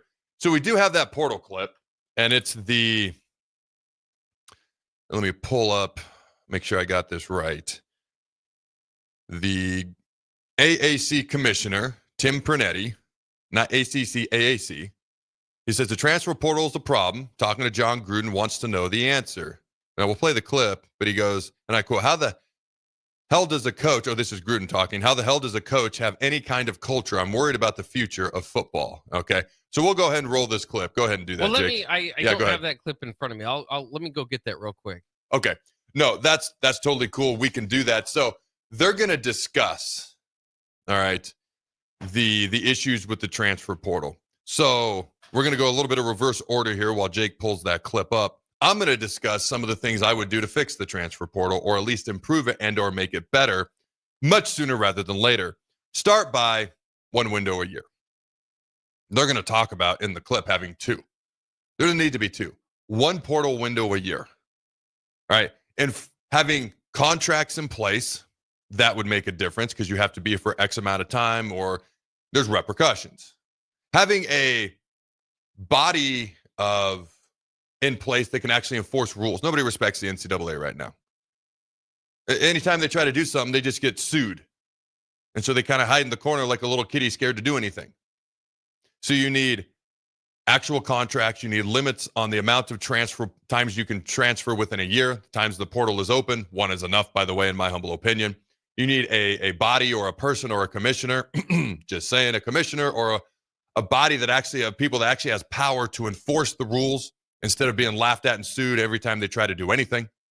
Maybe what would have helped the NCAA is don't be so ridiculous for so many years so people actually respected you. Finally, the chickens just came home to roost because they were so ridiculous for so many years. People finally just like, you're a joke. We're not going to pay attention to you. Now we're going to go after you, which is what happened anytime the NCAA has tried to enforce things. Let me see. I'm fine with the transfer portal. I support NIL. I support the transfer portal. It just needs to be parameters, boundaries, and limitations within reason. I don't hate the idea of putting a limit amount of times you can transfer in a career. All right. One seems to be the popular one. Kind of going back to that, you can transfer one time a year, period. But throughout a player's career, as far as the portal being open anyways, player's career, maybe you can transfer once. Now, if you transfer again, you sit out a year. I would write in exceptions. Like if you commit to a head coach and that coach leaves, I do think you should be able to leave too because you committed to somebody. Now they're gone. Now your situation has changed beyond your control and what you thought you were going to be in. So maybe one portal a year. The winter transfer portal is enough. It's good for me. Get rid of the spring transfer portal window. Hey, by the way, we might want to play spring games again if that happens. Hey, by the way, maybe we get schools going against each other in spring games, practicing against each other. And actually, it's better in the future, and college football is better for it. All right, so keep it in the winter. Keep it one time a year as far as the portal being open. Every player can transfer once. If you want to say twice with no repercussions, that's fine. Maybe once. If there is a situation where your head coach leaves, I would make that an exception. You could then transfer with no repercussions at that point. And I'd have to dive more into the details of that, how that would exactly work. But just topically, I'm good with that. My other final thought, the transfer portal should not be opening during the season. It should not be during bowl games.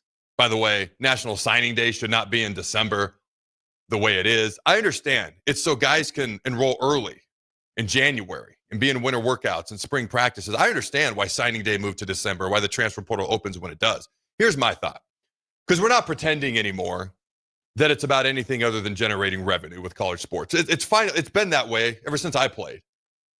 When people would say certain things, I'm like, whatever. This is a wheel. We're all just a spoke on a wheel. There are people who care about us, but this is a money-making machine. And then they would phrase it differently. Now it's just out there. It's all about revenue. It's all about making money. It is what it is. They now have to pay their labor force. That's a repercussion of having to pay your labor force, which I'm fine with paying players, but that is a side effect. And so now they have to find ways to make more money.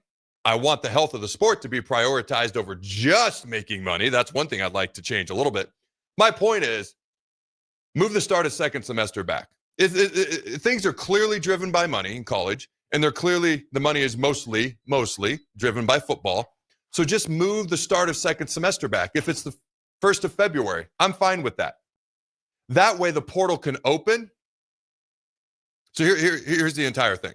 The college football playoff should start the weekend after championship weekend, which is also probably going to be a play-in weekend potentially now, but it should start the very next weekend.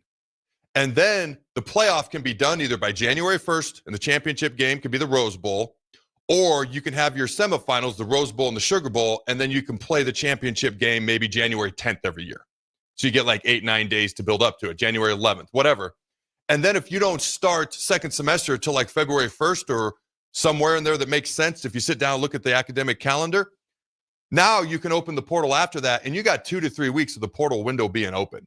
Now you don't have coaches trying to coach for a national title, for a bowl game, having to negotiate with their quarterback to actually play in a college football playoff game because they might not play, or guys hitting the portal, or you're trying to get ready to recruit this kid or that portal player or this high school kid, and you're trying to get ready for a college football playoff game. Now those things can be pushed back after the season is over. You've got 2 to 3 weeks, and then kids, if they want to, they can still enroll early for second semester, early February. Okay, I don't know how much of that you heard. I know you were getting the clip, and we might have to play the clip afterwards. But we got Ron Kellogg coming, so we may close the show and come back to this conversation. I don't know how much you heard. If you didn't hear much, don't worry about it. But if you did hear some, what are your thoughts on kind of that whole thing that I laid out there? Yeah, just from what I did pick up, I think that it is important to get into those details, like you're saying, the transfer portal period, and when it opens up, roster management. That's got to be a big thing moving forward, because when you think about this kind of constriction, I think we kind of get into this too. We like our freedoms here in America, right? So we like to say, well, it's a free country. You should be able to go to college where you want to and be able to make the money. Well, yeah, you should, but that doesn't mean that we can just throw any sort of roster management out the way. This is a league. You can go to college wherever you want to, but you might not be able to play football wherever you want to, whenever you want to, because there's got to be structure around it. So I kind of like ideas of maybe one-time transfer. The problem is then you're going to start getting into, there's waivers, like you said, there's situations, coaches leaving and stuff like that open it up. So I don't know if I would restrict it as many times as you can do. I think that the best fix is probably what you kind of go back to what they had before, which is a 1-year sit out, period. That would fix it right away, if you're in my mind, because that ends the free agency portion of it. Do they want to do that? That they've kind of already gone this far into, is that even I don't know. I don't know if people think college football would be better if you sat out a year, because that would change what we've just kind of gone through. And some people like this change, some people don't. So I don't know. I don't know if you'd go that far back into it, but that would certainly change how many people are jumping into the transfer portal, in my mind, if that's what you're looking to fix. But again, I don't know if that's necessarily the best thing, because in college football, the transfer portal in the offseason and how random it is, that's great for college football, because it gives us something to talk about all the time in the offseason. So what are they looking forward? Like, what are you looking to fix? And do you want to go back to the old way? Is that what fix means? Or do you want a different looking modified version of what it be? One way or the other, it's got to be more helpful for roster management, right? So let's do this, because I want to come back to this, but I got Ron Kellogg scheduled to come on at 12:30 for an interview. So we're going to bring on Ron at 12:30. Jake's got the clip. So after Ron is done, we'll come back on our final segment. He'll play the clip, and we'll put a button on our final thoughts on the transfer portal. If you got any questions for Ron, text them in. If you got thoughts on how to fix the transfer portal, Nebraska's quarterback room, what's that number there, Jake? 402-464-5685. 5685. So the clip that we were going to play about the 20 most entitled college football programs, them ranked 1 through 20, we will now save that for Monday. But don't go anywhere, ladies and gentlemen. We'll be right back. Hey there, this is Paul Shield, owner of High Electric. I want to thank our friends and loyal customers and introduce High Electric to those looking for a new electrician. We've been serving the Lincoln and Omaha area for over 30 years, from design to install, upgrades, and repair. If you are a homeowner or a small business needing some electrical work, call us at 402-466-6606 or check us out at hyelectric.com. We look forward to hearing from you. Looking for a financial partner that truly makes a difference? Modern Woodman is a member-owned fraternal financial services organization. We can help you plan for all stages of life, from protection to saving to retirement. We also offer member benefits, social activities, and volunteer opportunities to help your family and community. I'm Sean Erickson, your Modern Woodman representative in Lincoln. Call me at 402-483-6515 to start the conversation. Modern Woodman of America, touching lives, securing futures. With the Planet Fitness Black Card, you can bring a friend anytime and so much more when you join today. You heard that right. Conquer the stair climber with your partner in climb. Enjoy a post-workout recovery session in the hydro massage and do it all again with access to any of our 2,700 convenient locations. So, you coming? Get all the perks with the PF Black Card for $1 down and $24.99 a month. Hurry, you won't want to miss this exclusive offer. Deal ends June 13th. See Club for details. The weekend is here and you and the boys need a place to hang out after your day on the golf course. Lucky for you, that place exists at Liquid Assets Sports Bar and Grill in South Lincoln. The 19th hole at the course is great, but it doesn't have 30 TVs showing all sports with 23 beers on tap. You can enjoy all of that at Liquid Assets, as well as delicious smash burgers, wings, and much more. Don't end your hangout after the golf round ends. Get to Liquid Assets Sports Bar and Grill at 2755 Jamie Lane. When you were a kid, clubs were cool. Robotics club and space club and stuff like that. But what do adults get? Book clubs and quilting clubs? Nah, forget that. How about margarita clubs and old-fashioned clubs? Get to Upside Bar and Lounge for the best clubs in town. Try all 10 varieties of Upside margaritas or old fashions and take home a free souvenir glass. Grab the whole crew and pair it with taco night on Mondays or whiskey Wednesdays. Upside Bar and Lounge at 29th and Pine Lake. This is Joe Cordell of Cordell & Cordell. Cordell & Cordell is the largest family law firm in the country, with over 35 years of helping clients navigate divorce. That does give us certain advantages, for example, in experience and resources. But being big doesn't mean less personal or less local. Our attorneys live and work in your community, and as neighbors, they understand the challenges your families face. If you're a guy facing divorce, remember, Cordell & Cordell, a partner you can count on. 1221 N Street, Lincoln. CordellCordell.com. Rosie's Sports Bar and Grill, open for lunch and dinner at 1501 Center Park Road, just south of 14th and Highway 2. Are you looking for an exciting new way to put your skills to work? Explore new career options in the fintech industry at Currency, a Sandhills global company. We offer full-time positions in financial sales, compliance, operations, and other fields. We also offer a 4.5-day work week, an attractive benefits package, and opportunities for advancement. Put your motivation to work and grow with us at Currency. Visit gocurrency.com/careers to learn more. Are you ready for a new opportunity? Check out Sandhills Global. Join a dynamic team where your skills are valued and your career can soar. We offer full-time positions with a 4.5-day work week, competitive pay, excellent benefits, and a positive work environment. From IT and marketing to sales and finance, we're looking for talented individuals like you. Apply today at sandhills.jobs and take the first step towards an exciting future. That's sandhills.jobs. Don't wait, apply now. Midwest Bank is now hiring in Lincoln. They have multiple banking positions open and are looking for dynamic individuals passionate about helping others and building relationships. With a family-friendly culture, competitive benefits, and unique perks, Midwest Bank is a great place to start a new career. Apply today at midwest.bank. Midwest Bank is an equal opportunity employer, member FDIC. Now's the best time to lock in early order savings on a new John Deere planter from Landmark Implement during the early order program. Plan for success with the latest technology, including Exact Emerge high-speed planters that help you cover more acres with greater precision and productivity. Order your planter for next year now. to unlock the biggest savings of the season. Contact your local Landmark location today and experience the Landmark difference. The weekend is here, and you and the boys need a place to hang out after your day on the golf course. Lucky for you, that place exists at Liquid Assets Sports Bar and Grill in South Lincoln. The 19th hole at the course is great, but it doesn't have 30 TVs showing all sports with 23 beers on tap. You can enjoy all of that at Liquid Assets, as well as delicious smash burgers, wings, and much more. Don't end your hangout after the golf round ends. Get to Liquid Assets Sports Bar and Grill at 2755 Jamie Lane. Are you looking for a place to relax and unwind after a long week? Grotto Bar and Lounge is the perfect spot to enjoy a full menu and in-house DJs on Friday and Saturday nights. If you're wanting to start your Saturday or Sunday off the right way, stop by for brunch starting at 9 a.m. Don't forget, Grotto offers a full catering service as well for those graduation parties, birthday celebrations, and weekend family get-togethers. Give Grotto Bar and Lounge a call today at 402-261-3019 or visit them in person at 70th and A in the Clock Tower Shopping Center. This is the Adam Carriker Show on 93.7 The Ticket and theticketfm.com. Welcome back, ladies and gentlemen, to the Adam Carriker Show here on 93.7 The Ticket. All right, so we're scheduled to have... Hey, Ron, are you there? Hey, so my producer Jake's been calling you. He's going to call you again. We'll give you a shout, and we'll bring you on air. How's that sound?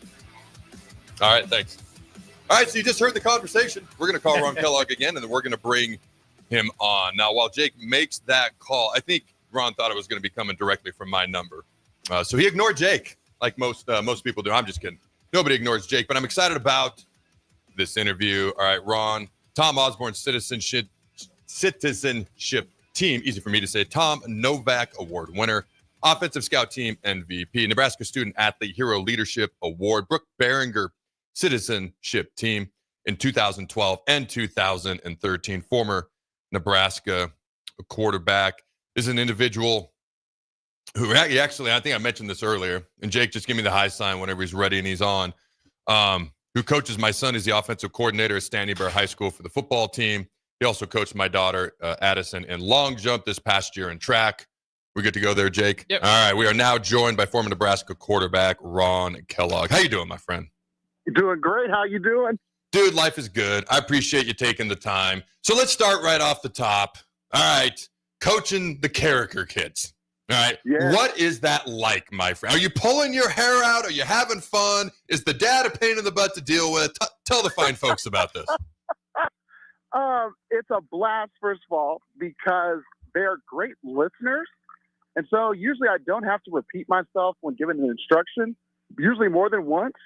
And then they're also great at asking questions on stuff they might not understand, or maybe it's a different way that I can explain it to them so that it clicks for them. So it's actually a blessing in disguise. So I'm really thankful for the parents that probably had to deal with that quite a bit in his time being an athlete. So it just transcends down to the kids. Well, I appreciate you taking the time to coach them. I know Addie got better in the long jump. Jacob's looking forward to football again at Standing Bear High School. So talk real quick about Standing Bear. Now, you guys are going to have essentially 22 returning starters because there was no senior class last year. So everybody's coming back essentially this year. Talk about competing in Class B. What kind of your expectations are year two playing varsity football this year for Standing Bear High?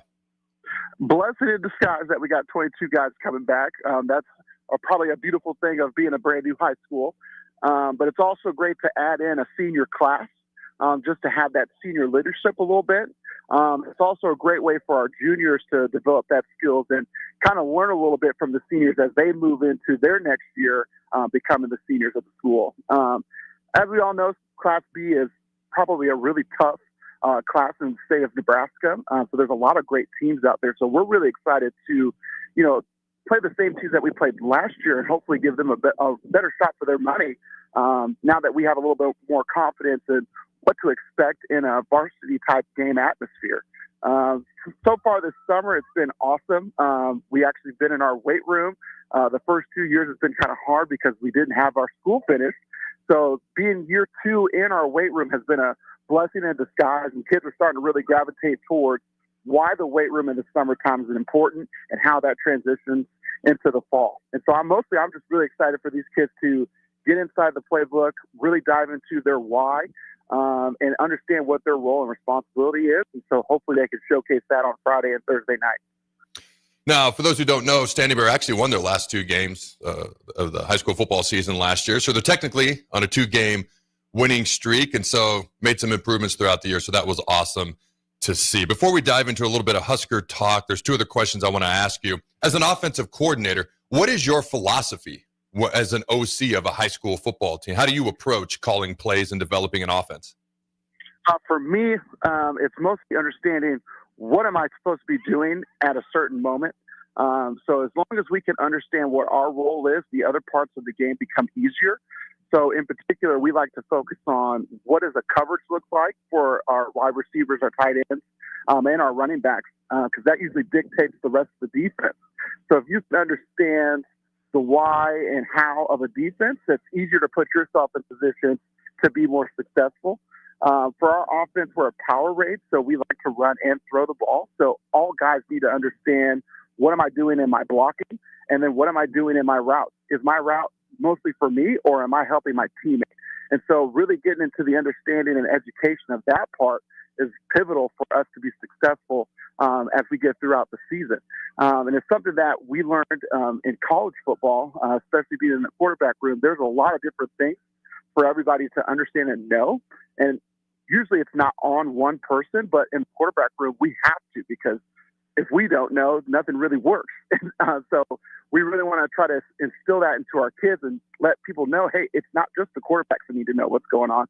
Everybody needs to go know what's going on, because it's 11 guys versus 11 guys. It's not 1 versus 11. And so I think the more that we can instill that into our kids, hopefully the more they have confidence when we get into fall camp, and then that confidence can show out when we get into the season. When it gets to 7-on-7 and stuff like that, for our receivers, it's really working on route development.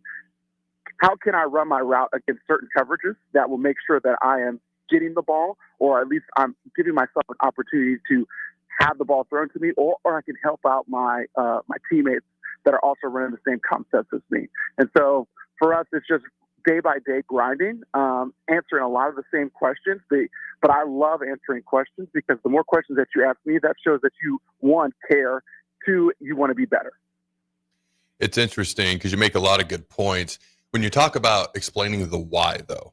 So the way I was raised was you don't speak unless spoken to, and you do what you're told and you don't ask questions. That's just how I was raised. And so when I started coaching, all right, youth sports and helping out with high school and doing things over the years, I don't want to say I had that exact mentality, but I was a little bit like, all right, I'll answer your question, but now you need to go do it, you know? And then I watched, it was about 5 years ago, ESPN was doing a special on Alabama's preseason camp, their fall camp. And Saban openly talked about explaining the why, and why this particular generation needs to know the why. And he's like, you can rep something without explaining the why 20 times, but if you just explain the why and rep it 5 times, they'll get it faster. And so there aren't many more hard-nosed individuals out there than Nick Saban. I'm like, if he can do this, and this is his attitude, I'll try it. And I tell you right now, he's right. You can do it 20 times without explaining why. You may or may not get it. They may or may not get it. You explain it once, and they do it 3 or 4 times. They catch it that much faster. So that's a phenomenal point. All right, man. One last question before we get to some Husker takes. You're doing a lot of things with youth, with schools, helping youth in the Lincoln area and in the community. Tell the fine folks what you're doing, and if they want to help out, how they can do so. Well, we recently have been a part of a task force with the city of Lincoln, with some of our leaders of Lincoln, working out a way to better the city of Lincoln when it comes to us being healthy as a community, especially focusing on our students. And what we're raising up is a opportunity where we have 5 guidelines that we feel as a group would be beneficial for the city of Lincoln to participate in. And that's information that they can find out on www.chatlincoln.org.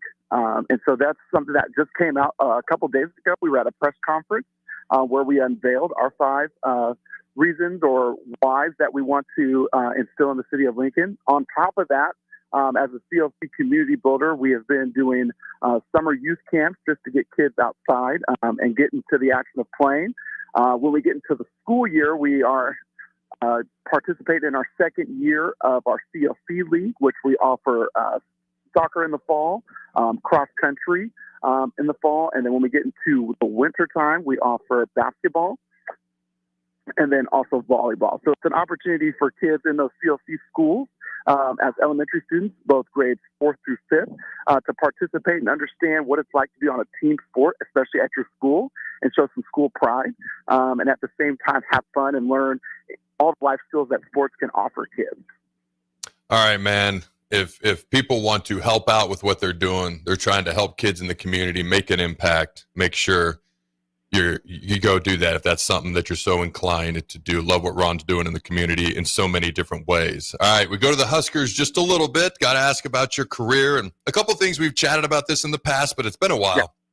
Yeah. All right, coming into your senior year, Taylor's the starter, 4-year starter. He gets banged up. You and Tommy are kind of battling out for number 2, number 3, starting once Taylor gets kind of banged up a little bit. What was that like for you? Obviously, you were more the senior, I believe. I believe Tommy was a little bit younger at the time. And actually, tune into the captain right after this. Tommy Armstrong, Jake told me, is going to be joining the captain here on 93.7 The Ticket. So what was that process like?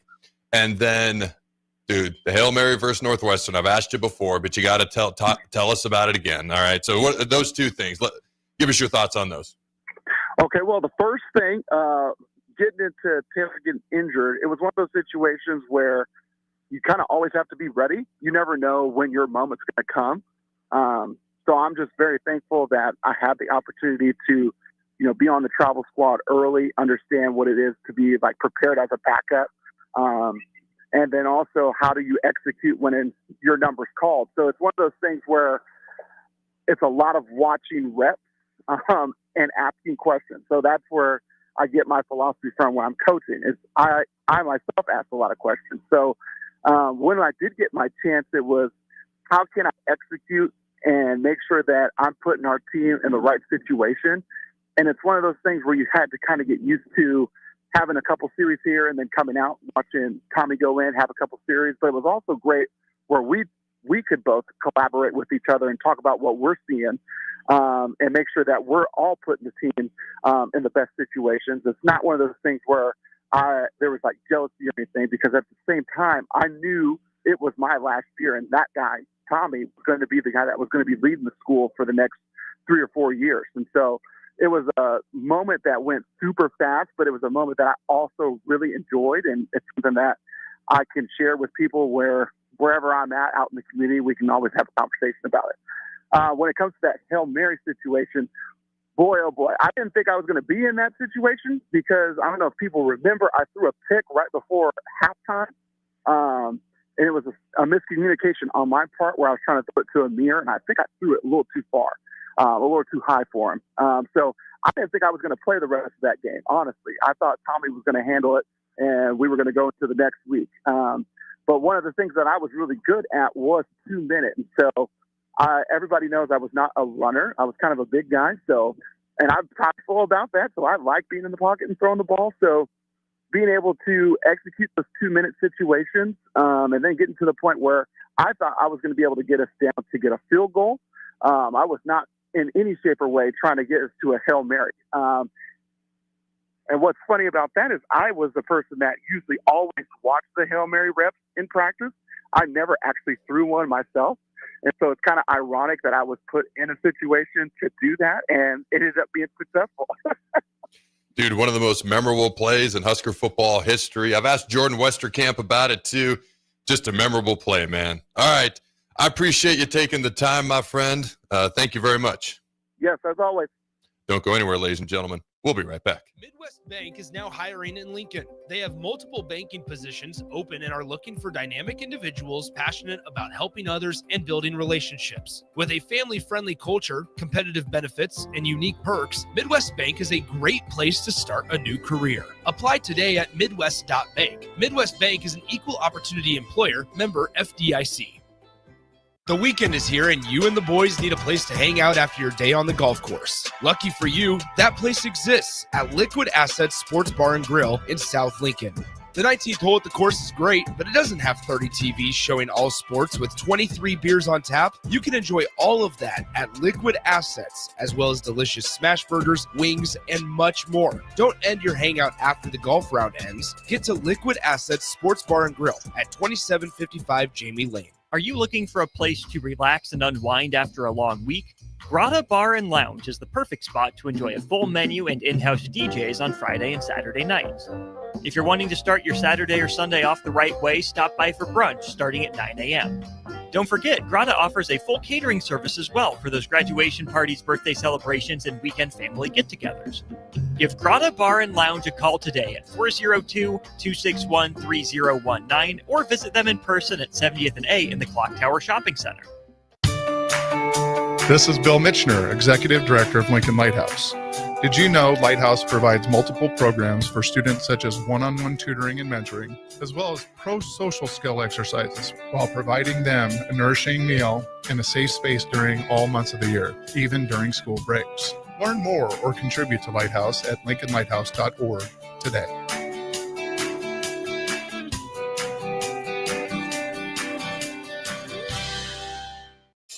Are you looking for an exciting new way to put your skills to work? Explore new career options in the fintech industry at Currency, a Sandhills global company.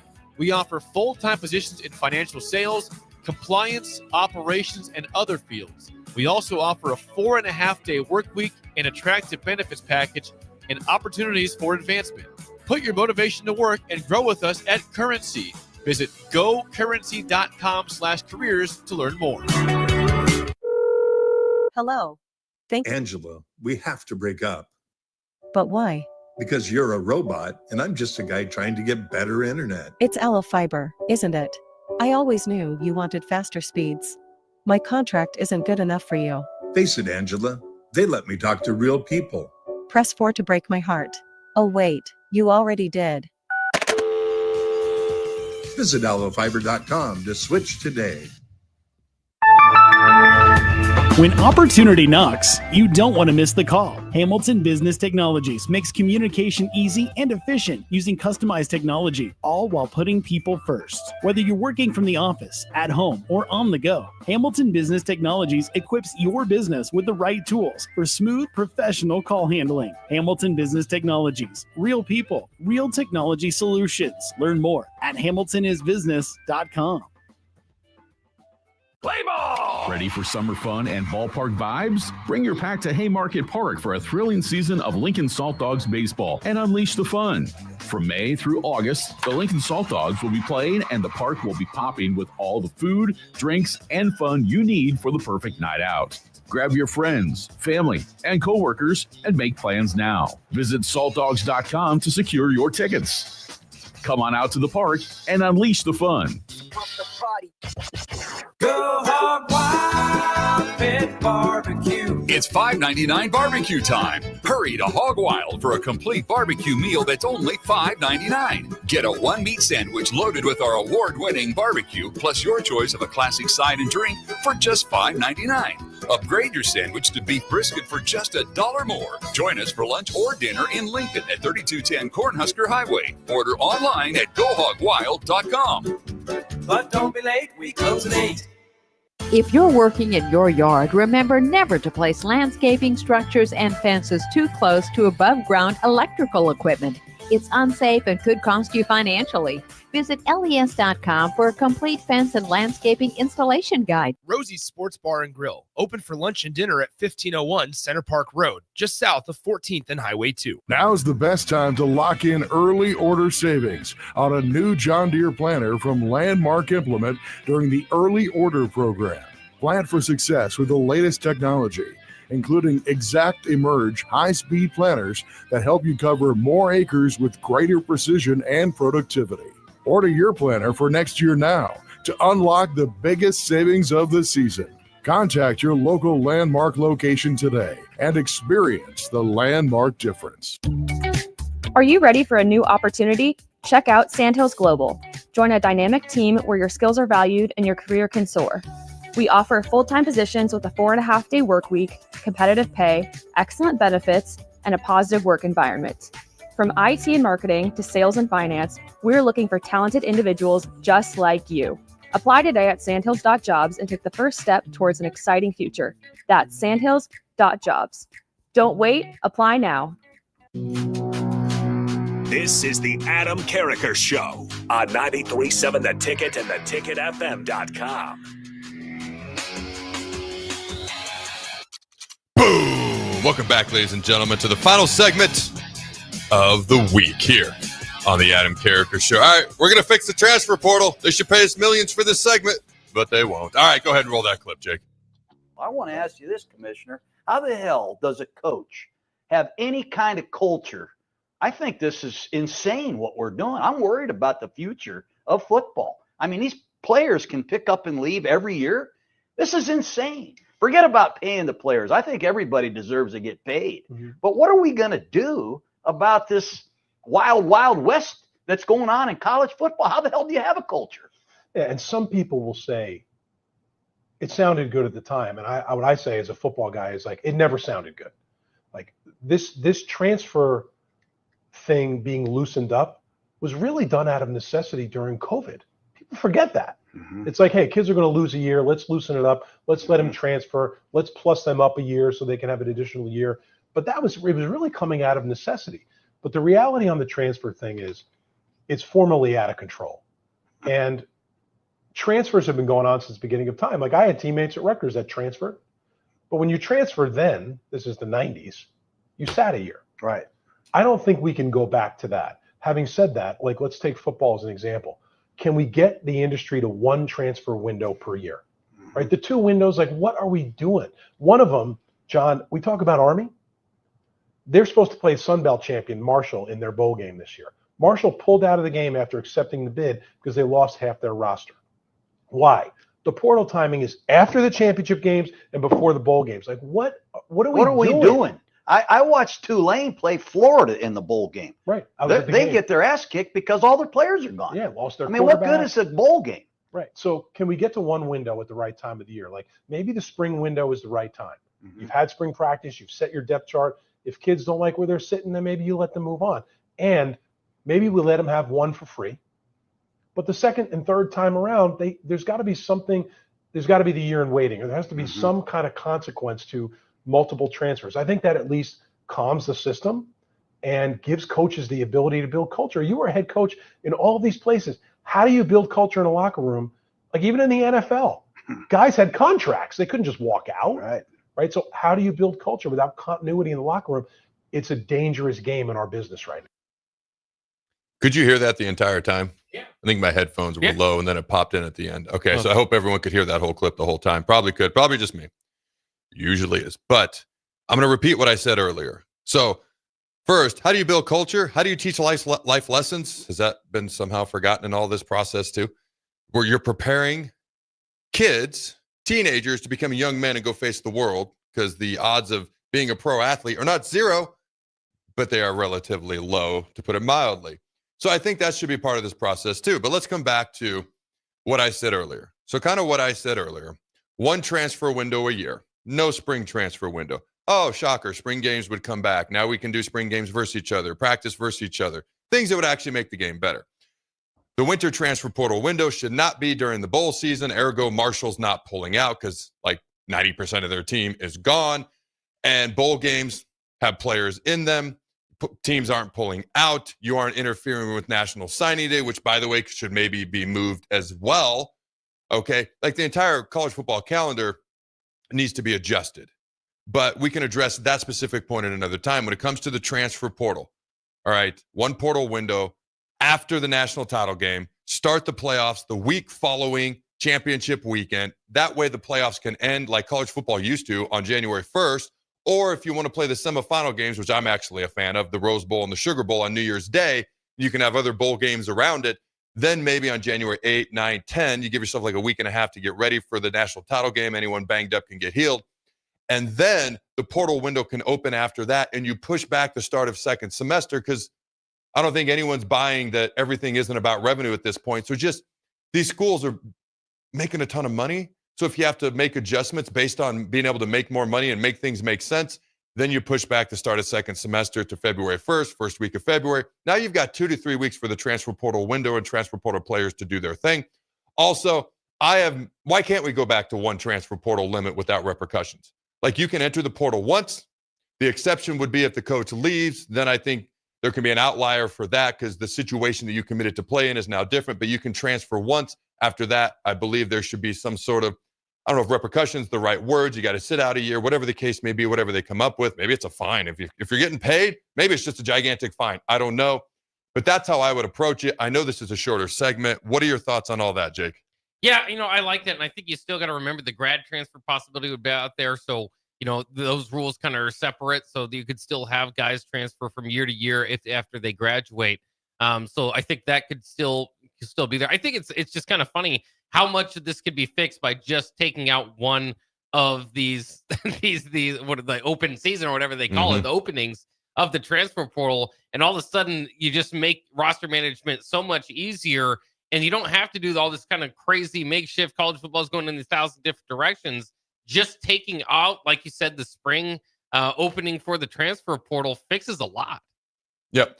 And if you're a head coach right now, like, it's not sustainable for head coaches to keep doing this year after year after year. We've seen a ton of head coaches step down as head coaches, take lesser positions. I shouldn't say lesser, but non-head coaching positions because they didn't want to have to deal with this entire mess.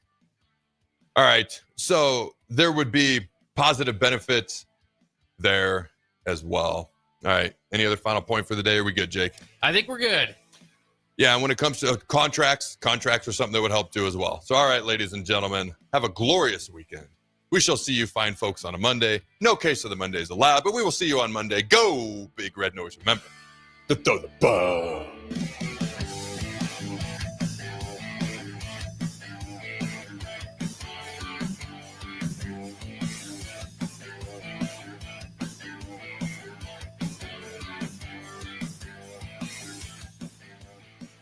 There are great Mexican restaurants all over town, but there is one that is especially worth the drive from any part of town. Tacos Los Hermanos at 70th and Havelock. Cool off this summer with a delicious horchata or other special drinks, and grab one of their famous taco boxes for a group of friends or coworkers to enjoy, full of birria tacos and many other options. Don't forget